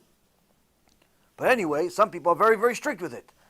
I think it's a little too much, but point is that everybody's in their own level. Everybody's in their own level. The key is to understand is that when it comes to kashrut, everyone that knows something knows it's a big deal. So don't just eat anything that's, sounds kosher or has a sticker on it. Just be a little more conscious of there's levels of kashrut. And a person needs to be conscious of these things and always be stringent on this. Because it's your neshama on the line. It can affect you, especially if you're learning Torah. So, now, on the other hand, some people say, don't eat meat at all. There's some tzaddikim that say, don't eat meat at all. Why? You can't rely on anybody. My Rav, I've asked him this before. For a little while, we stopped eating meat. But then my Rav told me, eat meat. He said, yeah, but this, but that. He said, eat meat. Eat it. Why? He says, number one, I see you're getting weak. And you're not able to learn as much, you're not able to do this, you're physically getting weak. And what you're trying to, not make up as a possible mistake is creating a lot more harm than good of you not eating meat. So eat meat. Second thing is, he says, if you don't trust the kosher institutions as a whole, pretty much you don't trust anybody, then you simply can't eat anything. You can't eat, it's not just meat. You can't drink coffee. Maybe they have some bugs in it for flavoring. You can't eat candy. There's bugs in there also for flavoring and for food coloring. Can't eat anything, nothing. Milk, you can't get milk. Why? Maybe it's milk from a camel. What, did you see the cow being milked? See the cow? No, you see the cow. All you see is a little plastic bottle, has some milk in it, but it has a picture of a cow. So, I have a lot of pictures. You get it from Vistaprint, 2 cents. So, you can't just not trust anyone. You have to trust the kosher institution as a whole. Because, or else you just simply can't live. And you can't say, no, I just don't trust him on the meat part. That's nonsense. You're just being, crazy. Okay, so it's important to be stringent when you can be, but don't go too far to the extent where you just pretty much you're like on strike against everyone in the world. Doesn't work. Doesn't work. You're not going to get very far. So my own rabbi taught you. We did this for a few months, and it didn't work out so well, especially when I got rebuked. But the point is that, again, you have to trust the system to a certain extent. If you can get better quality meat, always get the best. Always get the best quality, even if it's more expensive. If you can get halak, bet Yosef, it's going to cost you 10, 15, 20% more, which usually it doesn't, but let's say it does, pay for it. Why? Kadosh Baruch Hu pays. Kadosh Baruch Hu pays. So it's important for a person to spend his money on mitzvot. Don't try to save money on mitzvot. Oh no, this guy's a butcher. His chicken is only $8. This guy's chicken is like $11, $12. Why should I pay so much money? It's just a chicken. No, it's not just a chicken. It's not just a chicken. Sometimes it's because the kashrut over here is, some guy that's maybe not even Jewish. And this guy actually has some Yirat Shamayim Jews. You guys think it's a No. Rav Ovadia alav hashalom, when he went to Egypt, he became a Rav in Egypt. First job, found out that the shochet over there, the butcher over there, the famous shochet over there, was selling people nevelot v'trefot. He came over there, he saw what he saw, he says, took out, in front of everybody, took out his kashrut. Pretty much, out of business. The guy took a gun out, wanted to kill him. He said, you can kill me, you're still not going to get the kashrut back. Years later, after Rav Ovadia already went back to Eretz Yisrael, one day somebody shows up in his house, walks into the house, because people were able to walk to his house and just somehow get in, walks in, has a gun, points at Rav Ovadia again. Who is it? The same guy from Egypt. He said, give my kashrut back. He goes, go. You're still not getting it. 20 years passed, you're still not getting the kashrut back. Why? Once you have verified that you're selling people nevelot v'trefot, that's it, you can't get kashrut. Some people, they may sell kosher food, but it's horrible stuff. Like I had one place I bought food from. Now, once in a while this happens. You deal with meat and stuff like that, it happens. But when it becomes a pattern where 4, 5, 6 times out of 8 or out of 7 times, you see that the top part of the meat looks great, the bottom part has mold. That means that guy, he's not a kosher person. Forget the chicken. The chicken may be kosher. It's not good though. You can't eat it. It has mold. But he's not kosher. He's selling you old meat. It's the nice meat on top, and the bottom meat that already went bad, he still wants to sell it and get full price. He's not kosher. If he's not kosher, you can't buy nothing from him. You can't buy bazooka gun from him. And it happened several times. A few times. They sell you a piece of meat. It happens one time. Okay, no big deal. Happens 5, 6 times already. No, there's something wrong. Say something wrong. Every time there's mold. Where are you, in a cave? Were you keeping this thing in a sand instead of a fridge? Look, why is that mold? So many times. It's because it's part of the system. This, by the way, happens a lot more. Don't think it's just the Jewish people. This happens on a regular basis in the non-Jewish world. In practically every supermarket, there are complaints of different things that they find in their meat over there, because people that are in the meat industry themselves disclose this, and I saw this with my own eyes, where they say that in the non-kosher world, even if they see that there's cancer in the meat, they sell it. Cancer. There's cancer cells in the meat. There's tumors in the meat, they sell it anyway. They cut out the tumor, obviously. Not going to keep the tumor. Cut out the tumor, but they sell the rest of the meat. They don't want to lose $5, $10, $20, sometimes more. They sell it. In fact, after the meat goes bad, what do? They put certain enzymes on top of the meat that changes its color, looks brand new. The meat goes back to looking brand new, looks fresh. Looks like they literally just slaughtered the cow or whatever animal 5 minutes ago. They put some enzymes on it. Changes the entire color. I saw it with my own eyes. Unbelievable. Or sometimes they'll inject the meat with water. Why? Build it up, looks puffier. The real chicken looks like it was on strike of food strike for 3 weeks. But then when you get in the store, it looks puffy like it was living large, eating McDonald's every day. It's puffy chicken. In reality, you cut it, almost like all the air comes out. What happens? Oh, it's so juicy. It's not juicy, it's just water, buddy. This is water. That's what's in it. It happens. It happens on a regular basis. The meat industry is filthy. Filthy. You know, the goyim, obviously, it's a regular basis. They do this in restaurants. They do it everywhere. So it's to just say no one, not possible. You have to trust the system itself, but you have to be careful. You have to, if you can, get to know who the owner of the store is, who's the mashgiach. Try to find out some things. Try to get as familiar as possible with those people as you can, the best you can. Why? I get some, maybe you don't have to get to know them, but you know somebody that does. Oh yeah, that guy, yeah, he's a good guy. He's got Shemaim, he's a good guy. Learn with him, Daf Yomi, this, that. Okay, so HaShem. If he does that, it's no problem. Have something in it. Have something invested in it. Why? Because again, like I said, it's unfortunately, Erev Rav shows up in many, many different forms and sizes.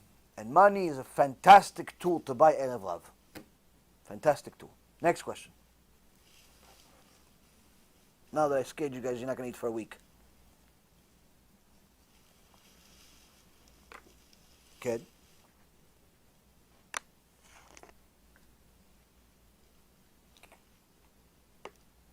I think he has a question that he's reading right now.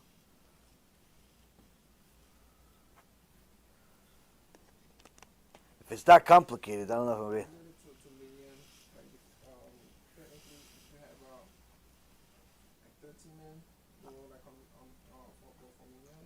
Uh-huh. That's a big boy. Anyway, 11 men are not Shomer Shabbat. 11 out of 13 not Shomer Shabbat? Is that a Kosher MINYAN? How about this? We'll make it easier. 900, there's 1,000 people praying. 1,000 people praying. 991 don't keep Shabbat.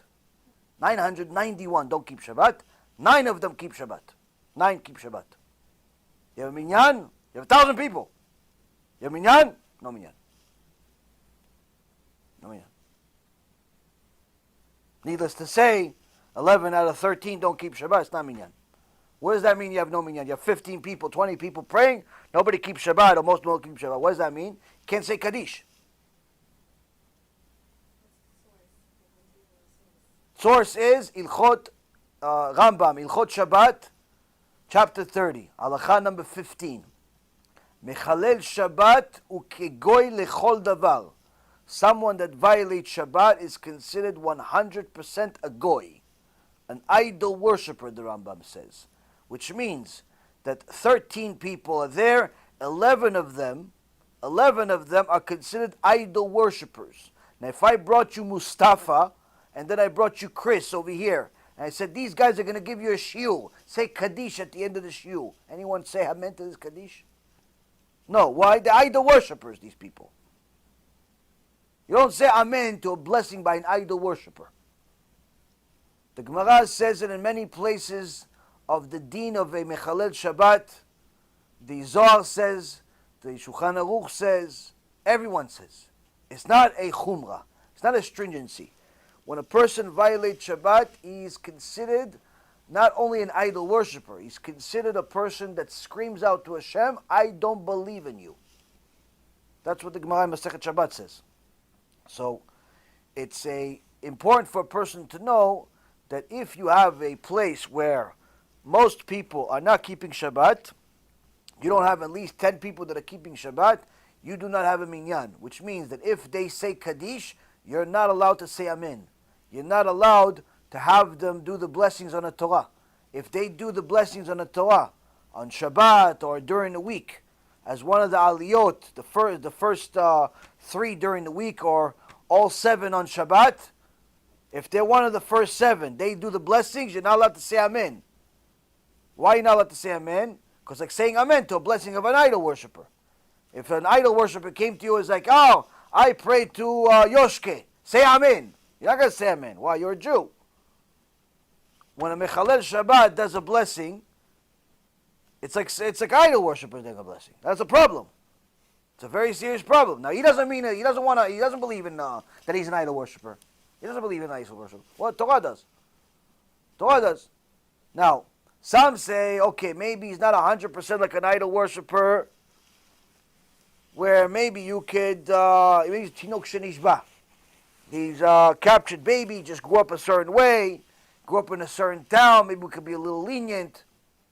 Tinok Shenishba. And that's a confusion that people have. People think that if someone's Tinok Shenishba, which virtually doesn't really exist very much in this generation, but let's say it does. I met a couple.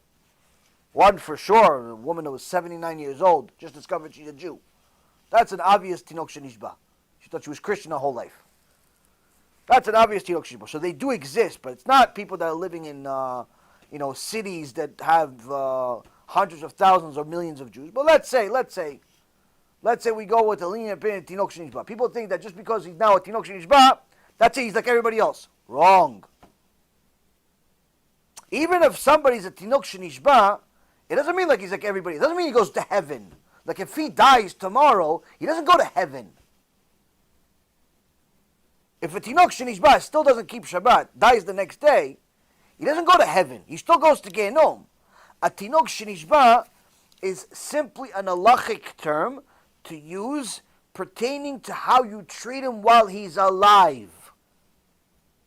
Which means, he's a Tinok Shenishba, right? He doesn't keep Shabbat, but he touched your wine. If he was not a Tinok Shenishba and he knew he's violating Shabbat anyway and he touched your wine, you have to throw the wine out. But since he's a Tinok Shenishba, the leniency is, you don't have to throw the wine out. That's it. That's it. Some say, oh, maybe you can count them in MINYAN, maybe not. There's some that doesn't go to heaven. But either way, no one says that they can go do the blessings on the Torah. Why? Because when the people have an aliyah to the Torah, what are they doing really? They're doing a mitzvah in the name of everyone. When people say Kaddish, what are they doing? They're doing a mitzvah in the name of everyone. So rather than everyone do this blessing on the Torah, rather than everyone say Kaddish individually, he is saying it in their name. He's in essence taking it on himself, and by you saying Amen, it's like you did it. So a guy that's a Mechalel Shabbat, whether he's a Tinok Shenishba or not a Tinok Shenishba, he's a Mechalel Shabbat. He cannot, in any circumstance, take mitzvot on himself. He's not even doing what he's supposed to. He's in no position to take on your mitzvot. Hence the reason why if he does a Birkat Torah as one of the seven aliyot, and you say Amen, it's a bracha levatala. It's saying Hashem's name in vain. It's a sin from the Torah, one of the 10 Commandments. So how come you still see Mechalel Shabbat sometimes get an aliyah in a good shul, not a bad one, not the ones that sometimes you'll see they get an aliyah anyway. What aliyah do they give them? They give them the Mosif. Mosif is number 8, 9, 10, 11, which are, they're really doing, when they do the blessing, they're just doing the blessing for themselves. They're not doing the blessing for anybody else. But that's because we've already filled up the first 7 spots of people that were Shomrei Shabbat that took on the mitzvah for everybody else. He's a Mosif. He's number 8, 9. We don't have to have a Mosif. The Mosif is just an extra, just if you feel like adding it. Just to give him like some, encouragement to keep coming back. Give him some kavod, so you give him an aliyah anyway, number 8, number 9, number 17, whatever you want. But more than 7, beyond 7, you can count to 1,000 if you want. Give everybody an aliyah. But the first 7, the ones that are doing the bracha for the klal, absolutely no permission to have it as a Mechalel Shabbat. He's in no position to take on anybody else's responsibility because he's not even fulfilling his own responsibility. So if a person says Amen to his blessing, it's a bracha levatala.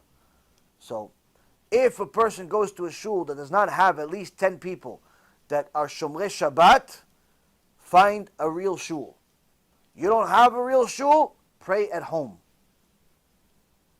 Pray at home. Why? Because you praying at home is better than you praying with 13 Mechalei Shabbat. Why is it better? Because if you're praying with 13 Mechalei Shabbat, surely they're going to say Kaddish. Surely they're going to bring out the Torah. Which means what?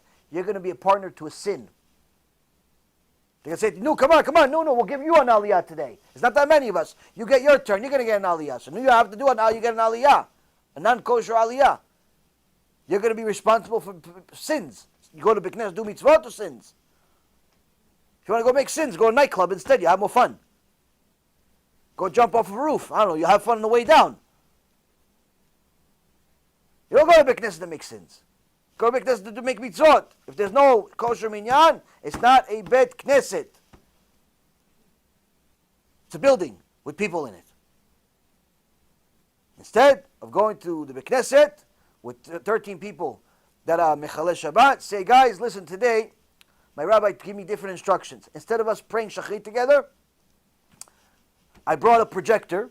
It's already set up. I came here at 5 o'clock in the morning. You guys are here. Just have a seat. You can have your talit on if you want. You want to feel good about your talit? No problem. Put the talit on, put the tefillin on. But instead of reading from Misidot, we're going to do something else. What we're going to do? Yeah, we're going to watch it. Play one of the shiurim. Have all 13 of them. Watch one of the shiurim together. But by the end of the shiur, they're all going to keep Shabbat.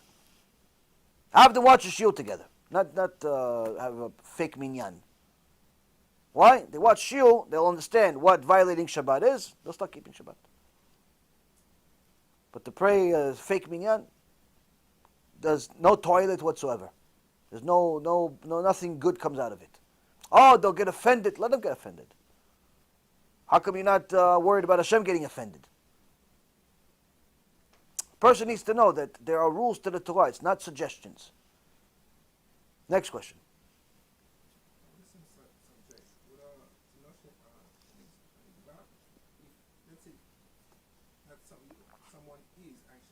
A tinok shenishba, yes. And then that means they don't know about their background, if they're Jews or not. I mean, they grew up not knowing any of these things. Right. Now, the minute they know, and they're supposed to do this and that and this and that, doesn't that like remove that from it? Because Yeah, obviously. Yeah, of course. Even if a person grows up a tinok shenishba, he grew up in some kibbutz, he grew up in some Christian's house or whatever it is.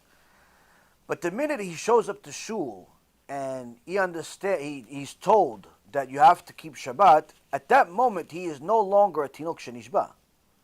Now, of course, he's not going to be able to adopt all of the rules in 1 second. Number one, because he doesn't know all of them, and number two, because it's a major life adjustment. But you cannot consider him, a tinok shenishba in perpetuity. Regardless of how he grew up, regardless of what he went through.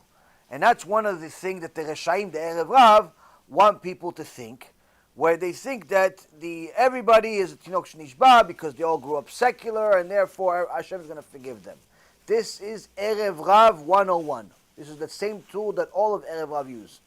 Pretty much they want to absolve everyone from sin. But the truth is that no one can absolve you from sin. We're not Christianity.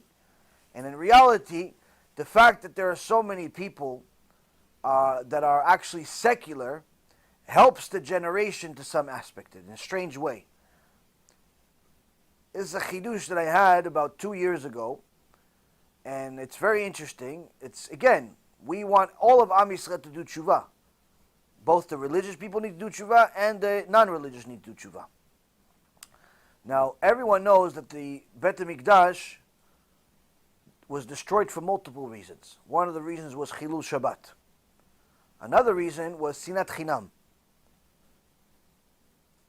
Now, and there's other reasons also. There's probably around 50 different reasons that are mentioned by Chazal of why the Bet HaMikdash was destroyed. Now, Lashon Hara is the most popular reason that people know about. But yet people continue saying Lashon Hara. Now, interestingly enough, if you say Lashon Hara about a Mechalel Shabbat or a secular person doesn't keep Shabbat, doesn't keep mitzvot, there's no Lashon Hara. There's no deen of Lashon Hara. You're allowed to say Lashon Hara about someone that does not keep Shabbat. Now, although we're not happy that this guy's not keeping Shabbat, there is a plus here. What's the plus? The plus is that all of the people that do keep Shabbat, but say Lashon Hara about this guy, at least they're not going to go to Gehinnom for it.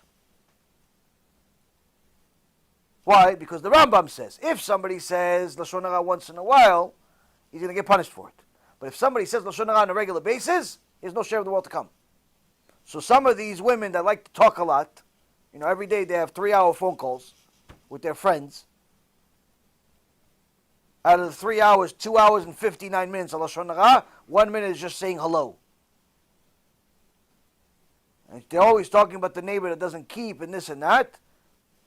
If this issue was not there, if the Chafetz Chaim didn't write this in words, these women that are keeping Shabbat, keeping mitzvot, keeping everything, they would go to Gehinnom permanently. So the fact that they're talking about a secular person is actually mamash chesed from Hashem. Now, of course, we don't want this to continue. We don't want this person to continue saying Lashon Hara, and we don't want this person to continue violating Shabbat. We want both of them to fix themselves. But there is some nechama in this issue. There's some mercy from Hashem that you have this circumstance. You have this issue. But you can never ever say that it's good to say Lashon Hara, and you can never ever say that it's good to violate Shabbat. It's just that you see the good and the bad. Point being is, our job in the world is to help Am Yisrael go get closer to Hashem by showing them the one and only truth. Even if it's inconvenient, even if it's not comfortable, even if it's against what their rabbi said, or Erev Rav said, or whoever said. Now, when a person stands up for the truth, HaKadosh Baruch Hu gives him siyata dishmaya. As a person stands up for the sheker, eventually Hashem punishes that person by exposing him to the world, showing that he's a shakran, that he's a liar. Now, there was a guy years ago in Hungary that in Keilah in Satmar, when the Rebbe Misatmer was still very young, was a young Avrech. And the whole Keilah was keeping Torah and mitzvot, but this one guy was very rich, owned a meat factory. And he decided to maybe modernize things up a little bit. He made some money, wants to celebrate. Let's do something, have a good time. So he set up a big party, invited the boys, invited the girls, let them have a good dance together. Isur karet, areg ve'al ya'avor, didn't consider that. When the young Avrech, who later becomes the Rebbe Misatmer, found out about this, he ran to the place and he called one of the people, told him, get this guy outside, I want to talk to him. So the owner, the Baal Habayit, who's this young religious, what does he want from me? No, come on, just he's a important Avrech, he's a Talmid Chacham, talk to him. Okay, comes outside. To his surprise, this rich guy thinks maybe he wants some tzedakah, maybe this. What does he want from me, this guy? Maybe he wants to come in, what does he want? The Rebbe Misatmer says to him, what are you doing? Rasha, you're choteh v'machti. You're a sinner and you're making other people sin. You're an enemy of Hashem. The guy got upset, pushed him. Who are you to tell me? The Rebbe Misatmer says that hand that just made that sin and called all of those people to make sins is going to get chopped up to pieces. The guy got even more upset, tried to beat up the Rebbe Misatmer. The little young Avrech says to him, now that you made a sin with your whole body, your entire body is going to get chopped up. The guy laughed this off, went his direction, went, made a bunch of sins, caused many other people to make sins that night, had some drinks, had some fun, and went home. The next morning he goes back to his company, his meat factory, making millions. Doesn't have to do very much. Shows up, gets to the factory. As the Kadosh Baruch Hu would have it, when a tzaddik says something, a Kadosh Baruch Hu fulfills it. The Gemara says, this guy slips in some way down the stairs, rolls down the stairs, and goes right into the meat grinder. Hashem Yishmor v'Yatzil. And just like the Rebbe Misatmil told him the night before, he became pieces. Became little hot dogs. Why? Chotei u'machti. Cause people to sin. You're a sinner yourself. You're an enemy of Hashem.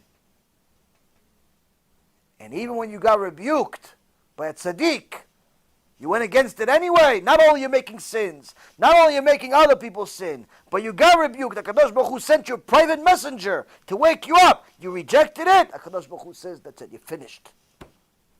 Finished. Next day, Amash, the whole Keilah was scared for years. To this day, people are scared of hearing the name, the Rebbe Misatmel. He was Ish Kadosh. So Ish Kadosh. The Baba Sali says the Rebbe Misatmel is one of the 36. One of the 36 tzaddikim that the whole world stood on when he was alive. So you need to have 36 tzaddikim in the world that are usually hidden in order for the world to exist. The Baba Sali, one of the Gdolei Olam, who probably himself was one of the 36. Who knows? He himself says that Rebbe Misatmel is one of the 36, for sure. No question. He says he's the Gdolei Ador. He's something else. So, when a person understands that HaKadosh Baruch Hu said certain things, some people don't understand it, some people don't know it, so he sends prophets. Now, we don't have prophecy like we had 2,000 years ago. But HaKadosh Baruch Hu sends people to speak the emet. Prophet, Navi, comes from Niv Sfatayim, a speaker. A speaker is Niv Sfatayim, someone that speaks the emet. Hashem's going to send speakers to be the messengers of truth to the people. Now, if a person sins, it's not good. A person causes other people to sin, it's terrible. But HaKadosh Baruch Hu will still send him a prophet, will still send him a speaker to tell him the truth. If he still rejects it at that point, after he sins, he causes other people to sin, and Hashem send him the messenger, and he rejects it anyway, enemy of Hashem. Enemy of Hashem. Some people are enemies of Hashem, don't even know. They don't know nothing. They're eating pig and feeding people pig. They don't know there's anything wrong with it. We're talking about people that know, people that don't care. Enemy of Hashem. Such people, David HaMelech says, I hate them more than anyone. I pray for them to die every day. Next question. Yeah?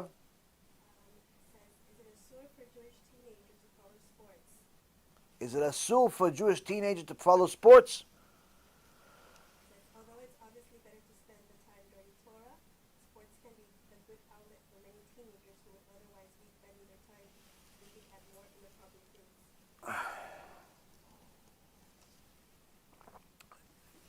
Now, the Yetzer Hara is very, very smart, very clever. It makes people think that eating non-kosher cow is better than eating pig.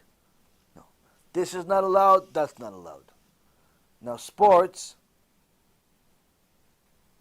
where does the word sports come from? Sparta. Sparta was a place where you have people where all they cared about is their body, their physique, the materialism, and the anti-Torah. What does it mean to be anti-Torah? Anti-Torah means they cannot live in peace so long as the Torah exists. So these people, these Reshaim, did everything they possibly could to destroy the Jews by enticing them to join sports, to live life, to be careful about their physique, do all types of exercises. They made the Colosseums where they still have these Colosseums, in the old ones in Rome and other places around the world in Greece.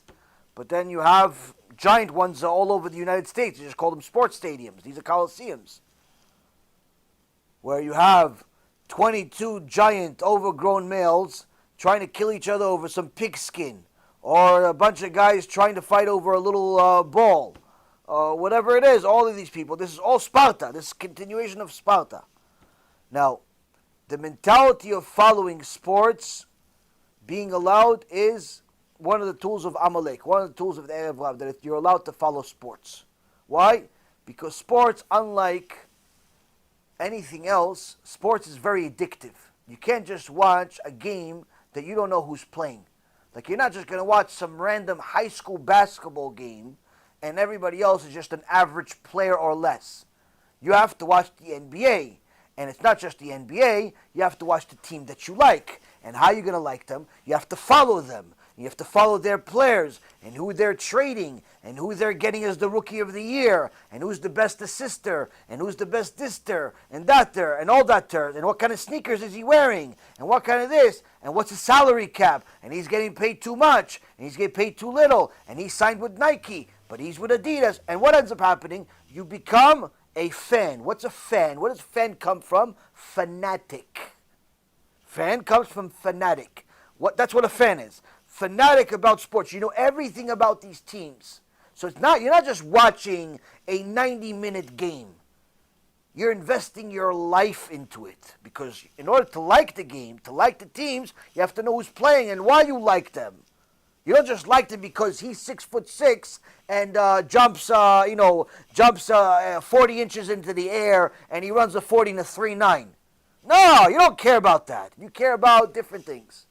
So that means you have to invest a lot of time into this.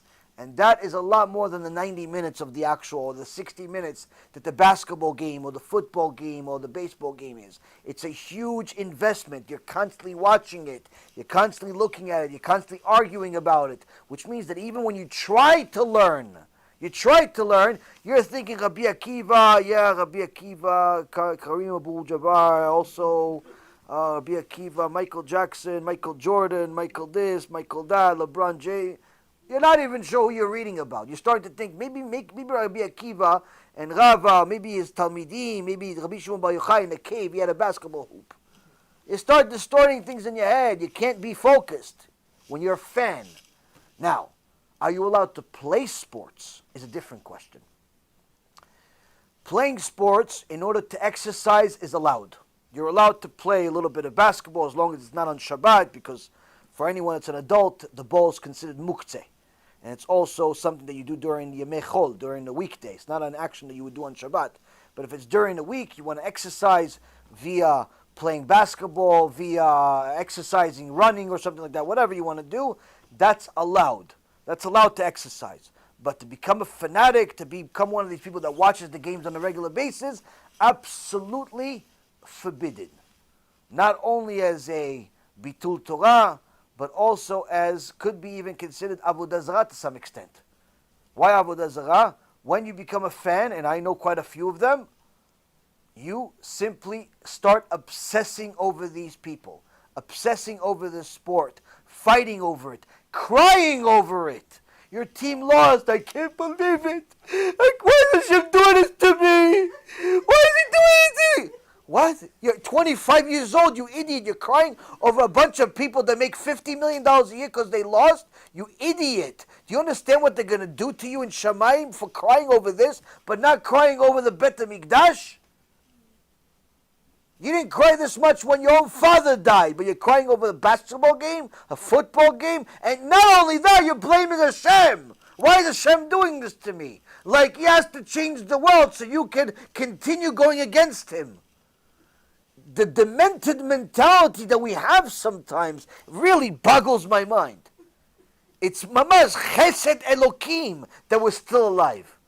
You see grown men crying over their football team, their basketball team, or God forbid if they're from Europe or they're not area of the world, soccer, Hashem Yishmor V'Yatzil. There's been murders over that game. Literally, they kill people.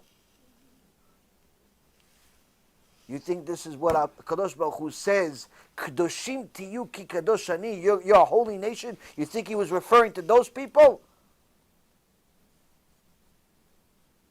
No.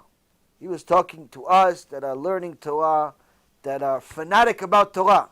You want to use exercise, use it for exercise, no problem. But to spend any time watching these sports, absolutely forbidden. In fact, the Stipler Gaon, Rav Kanievsky's father. Stipler Gaon says, television, you watch television, news, games, all that stuff. In his days, it was much better TV than today. Even in his day, says watching regular news networks, regular TV, avodah zara mamash. He called watching television. You're watching shows. You watch Netflix. You watch movies, regular basis. This is your life. You watch sports. Avodah zara mamash. Idol worshiper. Yeah, but he goes to shul, Rabbi. Okay, so there's a lot of people that idol worshiper go to shul. So a person needs to understand, in order to become the Jew that he's supposed to become, in order for her to become the Jew that they're supposed to become, the most important thing is to not allow the tum'ah to enter your mind. Because if you allow the tum'ah to enter your mind and enter your heart, it doesn't matter how many tzvot you do, there's always going to be filth on them. You can get the best piece of meat in the world, but if there's filth on it, no one's going to eat it.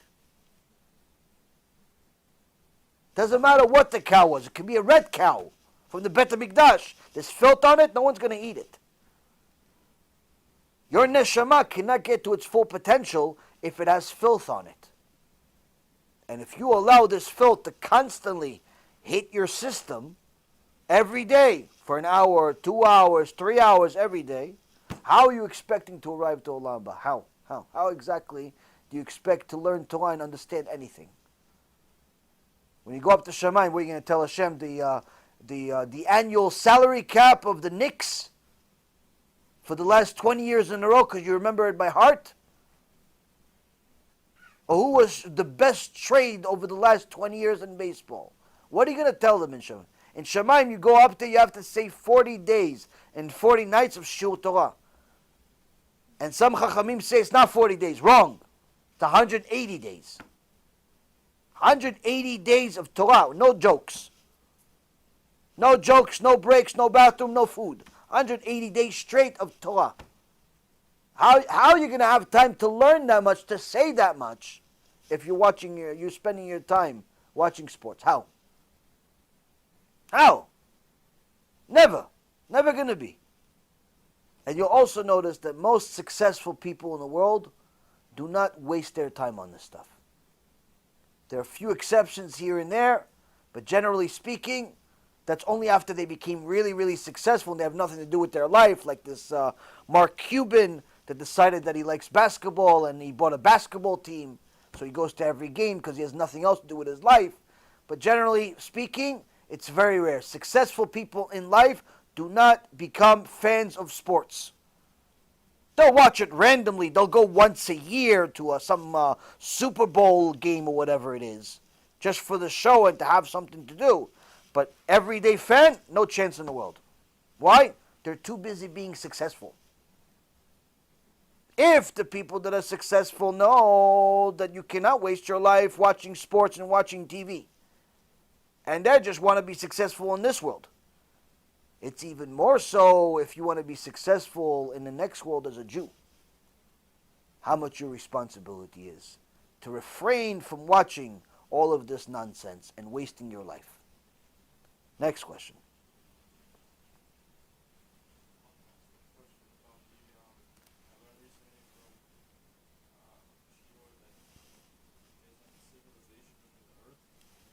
No. So, the Midrashim, and also it talks about in the Gemara and Zohar and so on, say that Shlomo HaMelech, in all of his wisdom, he understood that there's a lot more to this world than meets the eye, and he wanted to show people that there's more to this world. So he had the king of the demons, Ashmedai, captured. And then he told the king of the demons to go, he has to serve him, because he was Shlomo HaMelech was not a king of just flesh and blood. Shlomo HaMelech was king of everything. King of the birds, king of the animals, king of the demons. He was king of everything. Everyone served him.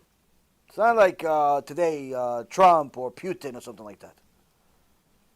So Shlomo HaMelech told the king of the demons to go get him some of these beings that live under the ground, that live in a different world, within our world. And he did. And one of them says that he brought him somebody that had multiple heads. Multiple heads. And then he also brought him somebody really small. And so on and so forth. And different animals and all types of things that don't exist in this world, but nonetheless they do exist.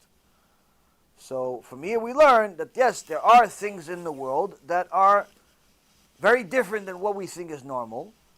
And I would speculate that it's very possible that if there is any pictures of strange-looking beings that are floating on the internet, that people say, oh, this is an alien, this is a UFO that was captured. If any of that is real at all, it's not UFOs at all. It's people that it's things that live here. They just look different than us. So to us, it looks like it came from a different planet, but it's from this planet nonetheless. The Torah doesn't even say that there is or there isn't life on other worlds, because it's not going to affect us ever. There's never going to be like a Independence Day movie where there's a giant ship showing up to Earth and a bunch of aliens start to take over. That will never be. That will never be. But as far as strange beings being discovered or seen, that's already happened. That's already happened. We have it in the Torah that's mentioned. We used to have giants, the Nephilim, the Anakim, people with multiple heads, animals that don't exist anymore, that if we saw them today, we would think that they have like almost superpowers. Point being is that it's there are many, many creatures that we would not consider normal, but nonetheless they are part of this world and have always been. They're not like genetic mutations. They're just part of this world, and they serve some other purpose. I have no idea what their purpose is, but nonetheless, they do have a purpose. There are certain animals that used to exist that were very strange. There was one animal that's actually mentioned in the Torah that was a animal that was a vicious animal that would destroy any animal, anything in its sight, anything. Like no one can take this thing down unless you shot an arrow at a specific point, which would be almost impossible, but nonetheless happened, where because it had, aside from its overwhelming power, but it had one limitation. What was this limitation? Its umbilical cord was tied to the ground, was connected to the ground. So it would travel everywhere, and its umbilical cord would go with it. The ground, in essence, almost, I guess, would go with it, I guess. But nonetheless, that was the limitation. You had to cut it off from there. Now, no one would even get close to it because they'll be eaten alive by then. But the point is that's why it had to be an arrow. So, strange animal like this, that's in the Torah also. Now, if it showed up right now on Broadway, New York right now, a bunch of people would think, oh, an alien has arrived. Not an alien. It's always been here. Just, you never see it before. You know, it's a same thing with mermaids. People think it's just a fairy tale. No, Gemara says, and the Chachamim say, Rashi mentions it, and several other Chachamim say that there are beings within the ocean that look half like man, half like fish. They do exist. They do exist. Now, there are some places that say they saw it, and we don't know if anyone in today's world has a picture of it, but nonetheless, if our Torah says it exists, that's it. That's what we go by. It exists. It exists. You know, and so some of these things are quite a bit, that's the part of the mystical parts.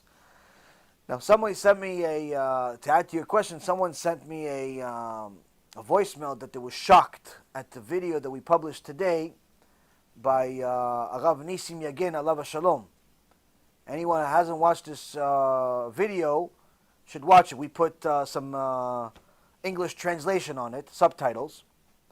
Now, to be scared, you don't have to watch the video. Just hear his voice. His voice alone is scary.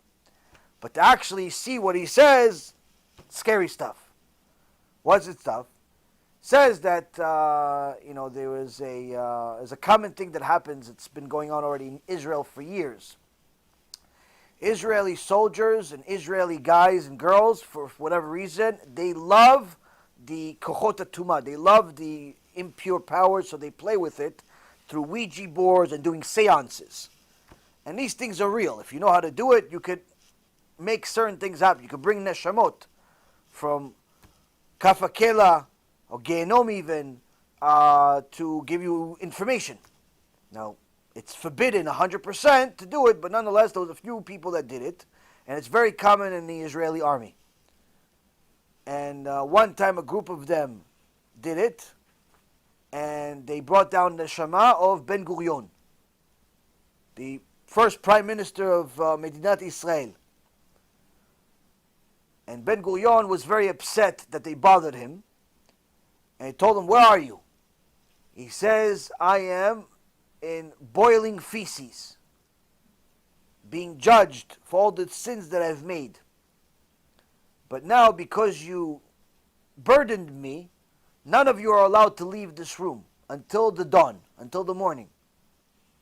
So they're all scared, but one of them said at some point, "Okay, can I go to the bathroom?" He said, "You're only allowed to go to the bathroom if you go alone." So the guy gets up, goes alone. As soon as he goes alone, goes in the bathroom, they hear a huge sound, collapse. They run in there, and they see this guy collapse, unconscious. They breathe back into him, bring him back to life. "What happened?" He said, "I saw him." "What do you mean you saw? You saw what?" "So I saw Ben Gurion." So then they went back to the Ouija board and they said, why is he so scared of you? Why is he so scary? He says, because after all of the suffering, the things that they're doing to him in Shamayim, he says, I've lost my appearance of a human being. Like, I don't look like a human being anymore. And even when he saw him, he says he's full of filth, he's full of feces, fecal matter. So one of the people thought that in the beginning this was a joke, so Ben Gurion cursed him, told him that he's going to suffer and so on. The guy started getting shaking and getting scared. Point being is that this is one of many, many stories that are like this. There are many stories like this that Rabbi again and other Rabbanim have told over the years. And you have the witnesses, you have the people that tell the stories. There's actually a very famous movie that Irgun B'Chagvei Sela publicized in the last several months of a famous story of a soldier that was in the army. And he did a seance with, I believe it was 11 or 12 other people. And they brought down a soul. And the soul told them that all of them are going to die. All of them are going to die in a war. And that was during peace. There was no war. It's like, what are you talking about? War, there's no war. He says, all of you are going to die soon. When? He gave him dates. All of it was within like a week. Now, all of them got scared to death, but figured, okay, at least there's no war. We're all actually going back home for a weekend. So they all went back home for a weekend to have a good time. On that weekend, one of the wars of Eretz Yisrael started.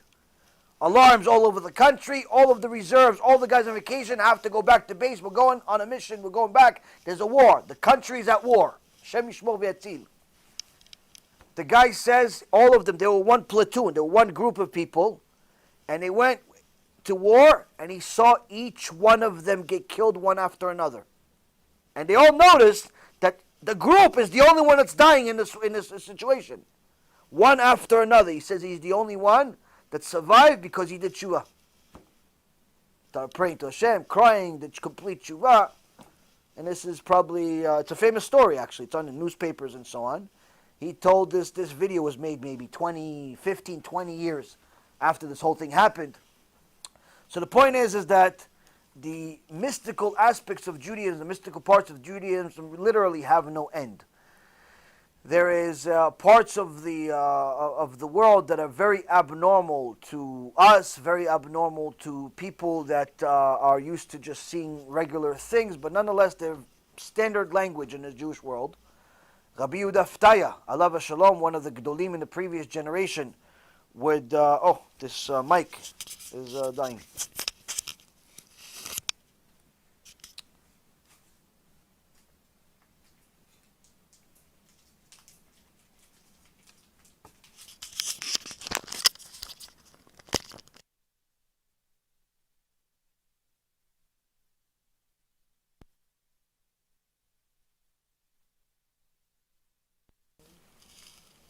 Rabbi Yehuda alav shalom used to deal with even more extreme things than this. Anyone that reads the book Minchat Yehuda, different stories that Rabbi Yehuda himself, of his own life, he would deal with dibukim, which are even scarier than this.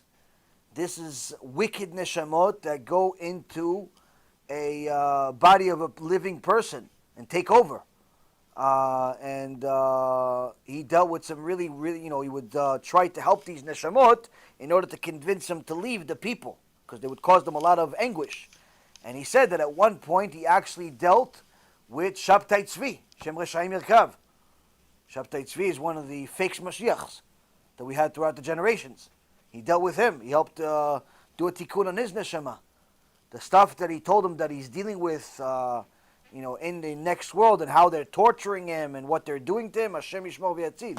You guys think my shiur about Gehinom is scary? Just read that book. It's scary, but the point is that why does anybody say all of these stories? What is the benefit of talking about seances of people that are suffering, or people dying, or Gehinom? Or what's the point of all of it? There's a couple of things. Number one is for everyone to understand that life does not end with death. In fact, it's only the beginning. The beginning of the permanent life. So when a person knows that this life is just a corridor to the real life, if they know this, they'll act differently in this life. Second thing is to know that there is reward and punishment. Reward and punishment is a critical part of our Torah. Without reward and punishment, we have no Torah. So it's very important for us to know that. The third thing is to understand that just because you don't see something doesn't mean it doesn't exist. Now, you won't care if it exists or it doesn't exist if it doesn't affect you. Like, you don't care if radio waves exist or not, so long as your phone continues to work. You don't care if there's radio waves. You're not going to go check into it. You're not going to go look into it. Oh, let me see how a radio wave work. Oh, let me see how this box heats food if it's a microwave. You don't really care about that stuff. Why? It doesn't affect you. Stops working, it affects you. But that's the thing. Torah says that there are certain things that you don't see. Sometimes they affect you. Sometimes they don't affect you. Either way, you need to know about them. Why? For the few times that it does affect you. For the few times that it does affect you. So, a person that understands that this is very mysticism, or what they call mysticism, which for some of the sages, mysticism was like everyday life, is a very critical part of Judaism. It's not like some foreign teaching or something that's on the outside. Now, there are parts of the mystical that it's forbidden to teach the public, and even forbidden for most people to learn, because this is called Kabbalah Ma'asit, which is above our pay grade, to say the least. It's doing certain things to deal with the mystical worlds, and that can become very, very dangerous. I know of a few people that went above their pay grade, and they got in trouble for it. One guy went crazy. He's a mental institution. He was a serious Talmid Chacham. A few people were hurt by it. People think that, oh no, I'm going to delve into Kabbalah, Rabbi. Most likely you're reading some Zohar Midrash, but you're calling it Kabbalah. It's not really Kabbalah. It's just a Midrash in the Zohar. The Zohar has many parts. In reality, if you're dealing with real Kabbalah, unless you're a serious Talmid Chacham, that's an expert in Shas, expert Shulchan Aruch, expert in Poskim, expert in all the major things that you are required to do. Expert, not just read it once. You're known as a Talmid Chacham. You're a person that's kadosh, meaning the issues of Tikkun HaBrit is not even relevant to you, B'chlal. Nothing. You're kadosh. Unless you're that, you touch that stuff, you get hurt. It won't help you. And that's the problem. A lot of times people go into that, they try to go into that world, and they start becoming meshubashim, start becoming a little off. So there is a lot more to this world. To answer your question in so many words, as you've noticed, I'm a little bit long-winded, but there's a lot more to the world than you see. In this world, not just the next world. In this world, there's a lot more to it. Next, almost done. One question maybe, and we'll go. Yeah. When it comes to business, let's say people do marketing or they are in a job and they may be involved in marketing. So if they're marketing something that may be like immodest or it might cause someone to do something, whether it's a goyim or even could be a Jew. So are they allowed to do it if it's part of their job, or is it just avoid it? So, lechatchila,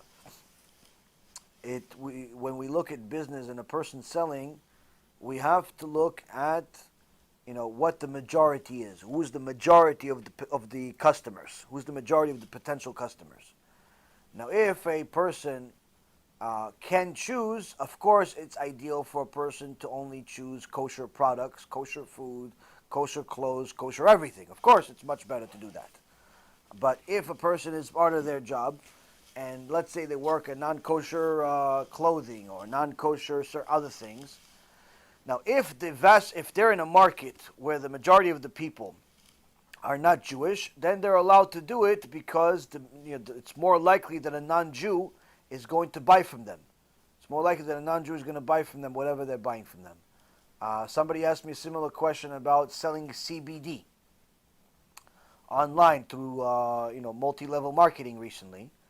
CBD by default is okay. It's if used as a medicine, it doesn't get you high. Of course, you're not allowed to sell marijuana unless you're a doctor or you're dealing with only sick people, not fake sick people. But CBD doesn't get you high. So people that are using it actually do want to get healthier. They don't want to get high. So that is kosher. But the problem is what they do. They put CBD in certain non-kosher products. Like they'll put the CBD inside gummy bears that are not kosher, that have non-kosher ingredients like gelatin that's from a pig or a horse bones or something like that. So you're not allowed to eat non-kosher gummy bears or any type of gummy candy. Or they'll put it in chocolate or other types or muffins or whatever it is. So now those products you're not allowed to eat. Even if it has CBD in it, you're not allowed to eat it because they're not kosher food. You have another choice. You can use the oil or a pill or something like that you're allowed to eat. But what about selling it? You're allowed to sell it because it's if you're selling it in a market where the majority of the customers are not Jewish. And the market of the internet is 8 billion people. The majority of them are not Jewish. It's not but on the other hand, if you're going to open a non-kosher let's say clothing store or food or whatever it is in a Jewish community, now you have a problem. Why? Because the majority of your customers are going to be Jewish. Now you have a serious problem. But if you're selling things online and or in certain parts of the country or places where the majority of the people are not Jewish, then it's not a problem. Ideally, you would go into 100% kosher business, but it's not. Again, that's what's allowed and what's recommended. A person needs to have a Rav to tell him what's recommended, what's allowed. But generally speaking, again, it's a person doesn't necessarily need to be so stringent that they're doing more than the law and they can't handle it.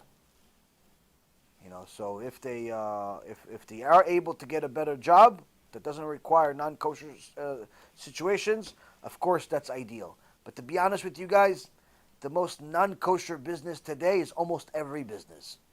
Why? Because the people are not kosher, not the product.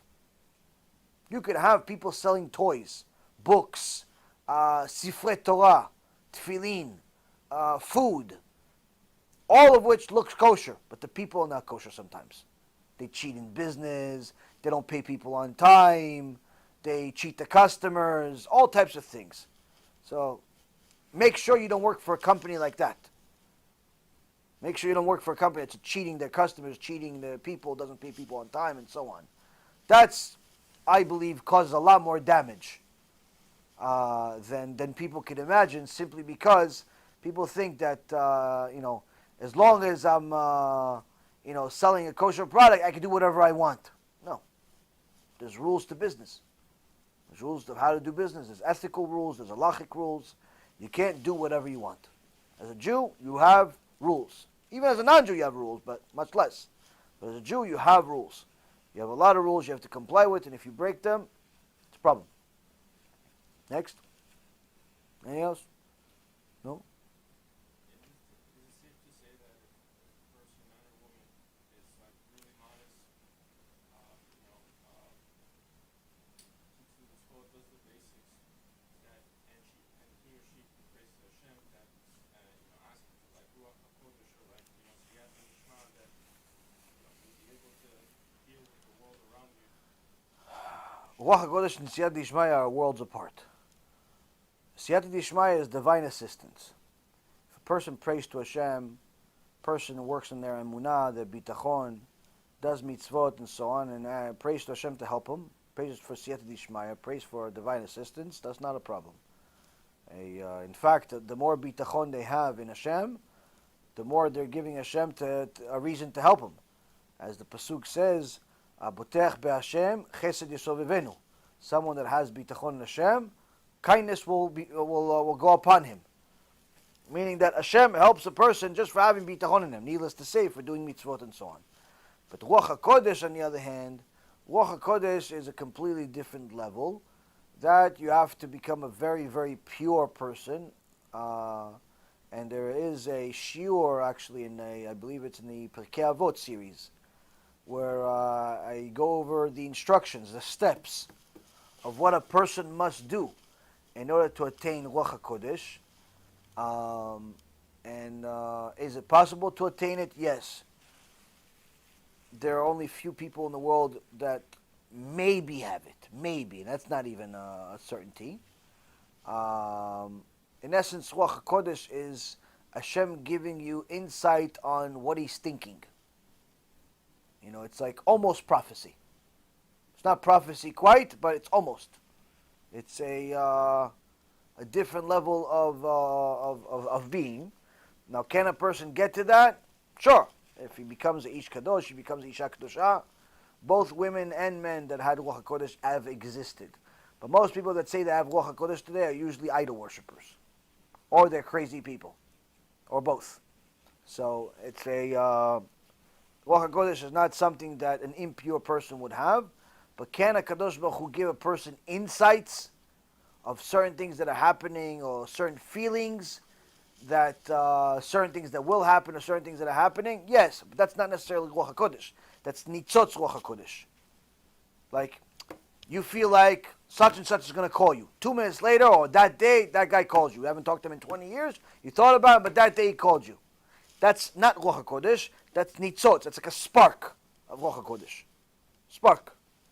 Ruach HaKodesh is mamash, something out of this world. You should try it. But anyway, some people have, HaKadosh Baruch Hu gives them little tiny gifts for different reasons that He has. That person will have little nitzotzim, little sparks of Ruach HaKodesh. But real Ruach HaKodesh, like on a regular basis, a person has to be kadosh. Very kadosh. Very, very kadosh. That takes a lot of Torah, a lot of mitzvot. A lot. But again, person's number one concern should be to be righteous with Hashem, with or without Ruach HaKodesh, with or without anything. Why? You need to do it. It's good for you. If you do it, Kadosh Baruch Hu will give you a lot of divine assistance. He'll give you so much siyata dishmaya, so much help, it might as well be Ruach HaKodesh. Might as well be Ruach HaKodesh. But don't get crazy. Once you start seeing good things happen, don't start getting full of yourself. It's very easy to get full of yourself. It's very easy to think that you're righteous. Very easy to think that you're like something special. Don't go there. Don't think of yourself as wicked, but don't think of yourself as some tzaddik or some tzaddikah.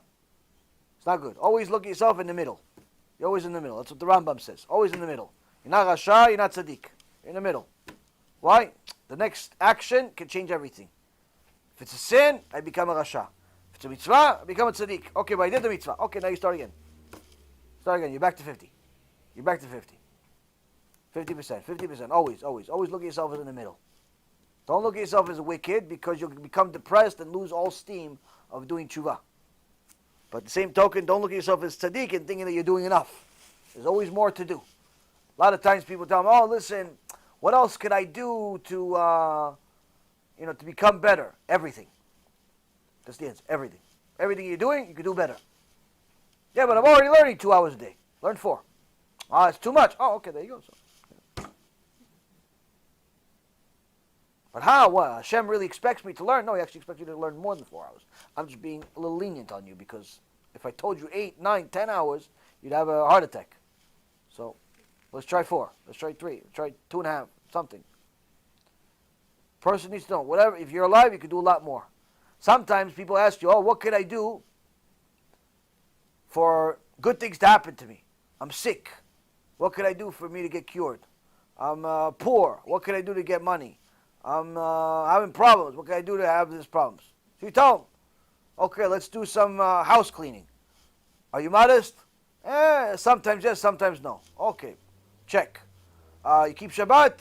Yeah, of course we keep Shabbat. What do you talk about in Shabbat? Work and things. Check. Okay. Kosher. You eat out, restaurants, everything? Yeah. You eat non-kosher restaurants? Only salad. Check. Your kids, which school does it go to? They go to a Chabad center that has half the, the ones that has 50% of the Talmidim are Goyim, you mean? Yeah, but they're nice people. Check. Okay, so you're doing everything wrong. Your Shabbat's not Shabbat, you're talking about work. The school your kids are going to and they're going with Goyim, forbidden completely. I don't care if it's called Chabad or it can be called Bet HaMikdash for all I care. Not allowed to go to school. Jews are not allowed to go to school with non-Jews. Why? They're something, we're something else. Yeah, but they're teaching Torah. Doesn't make a difference. Why? You have intermarriage, already over 80% in America. You want to increase the statistic with your kids too?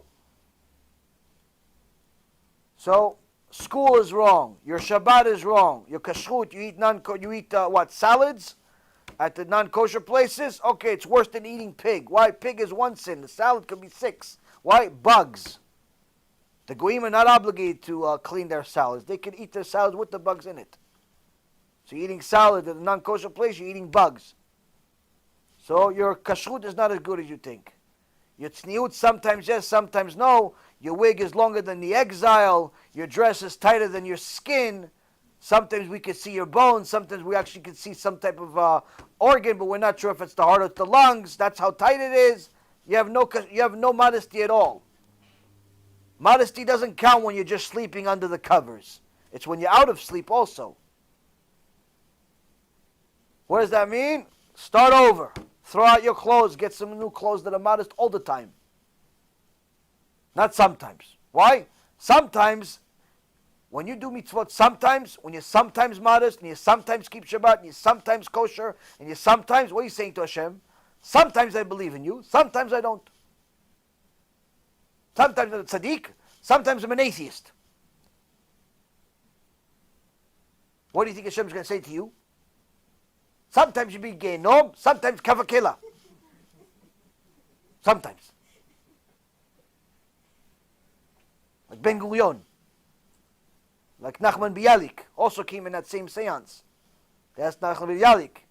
Nachman Bialik told him, I'm in Kavakela 49 years. Why in Kavakela for 49 years? He says, I'm preparing for Genom.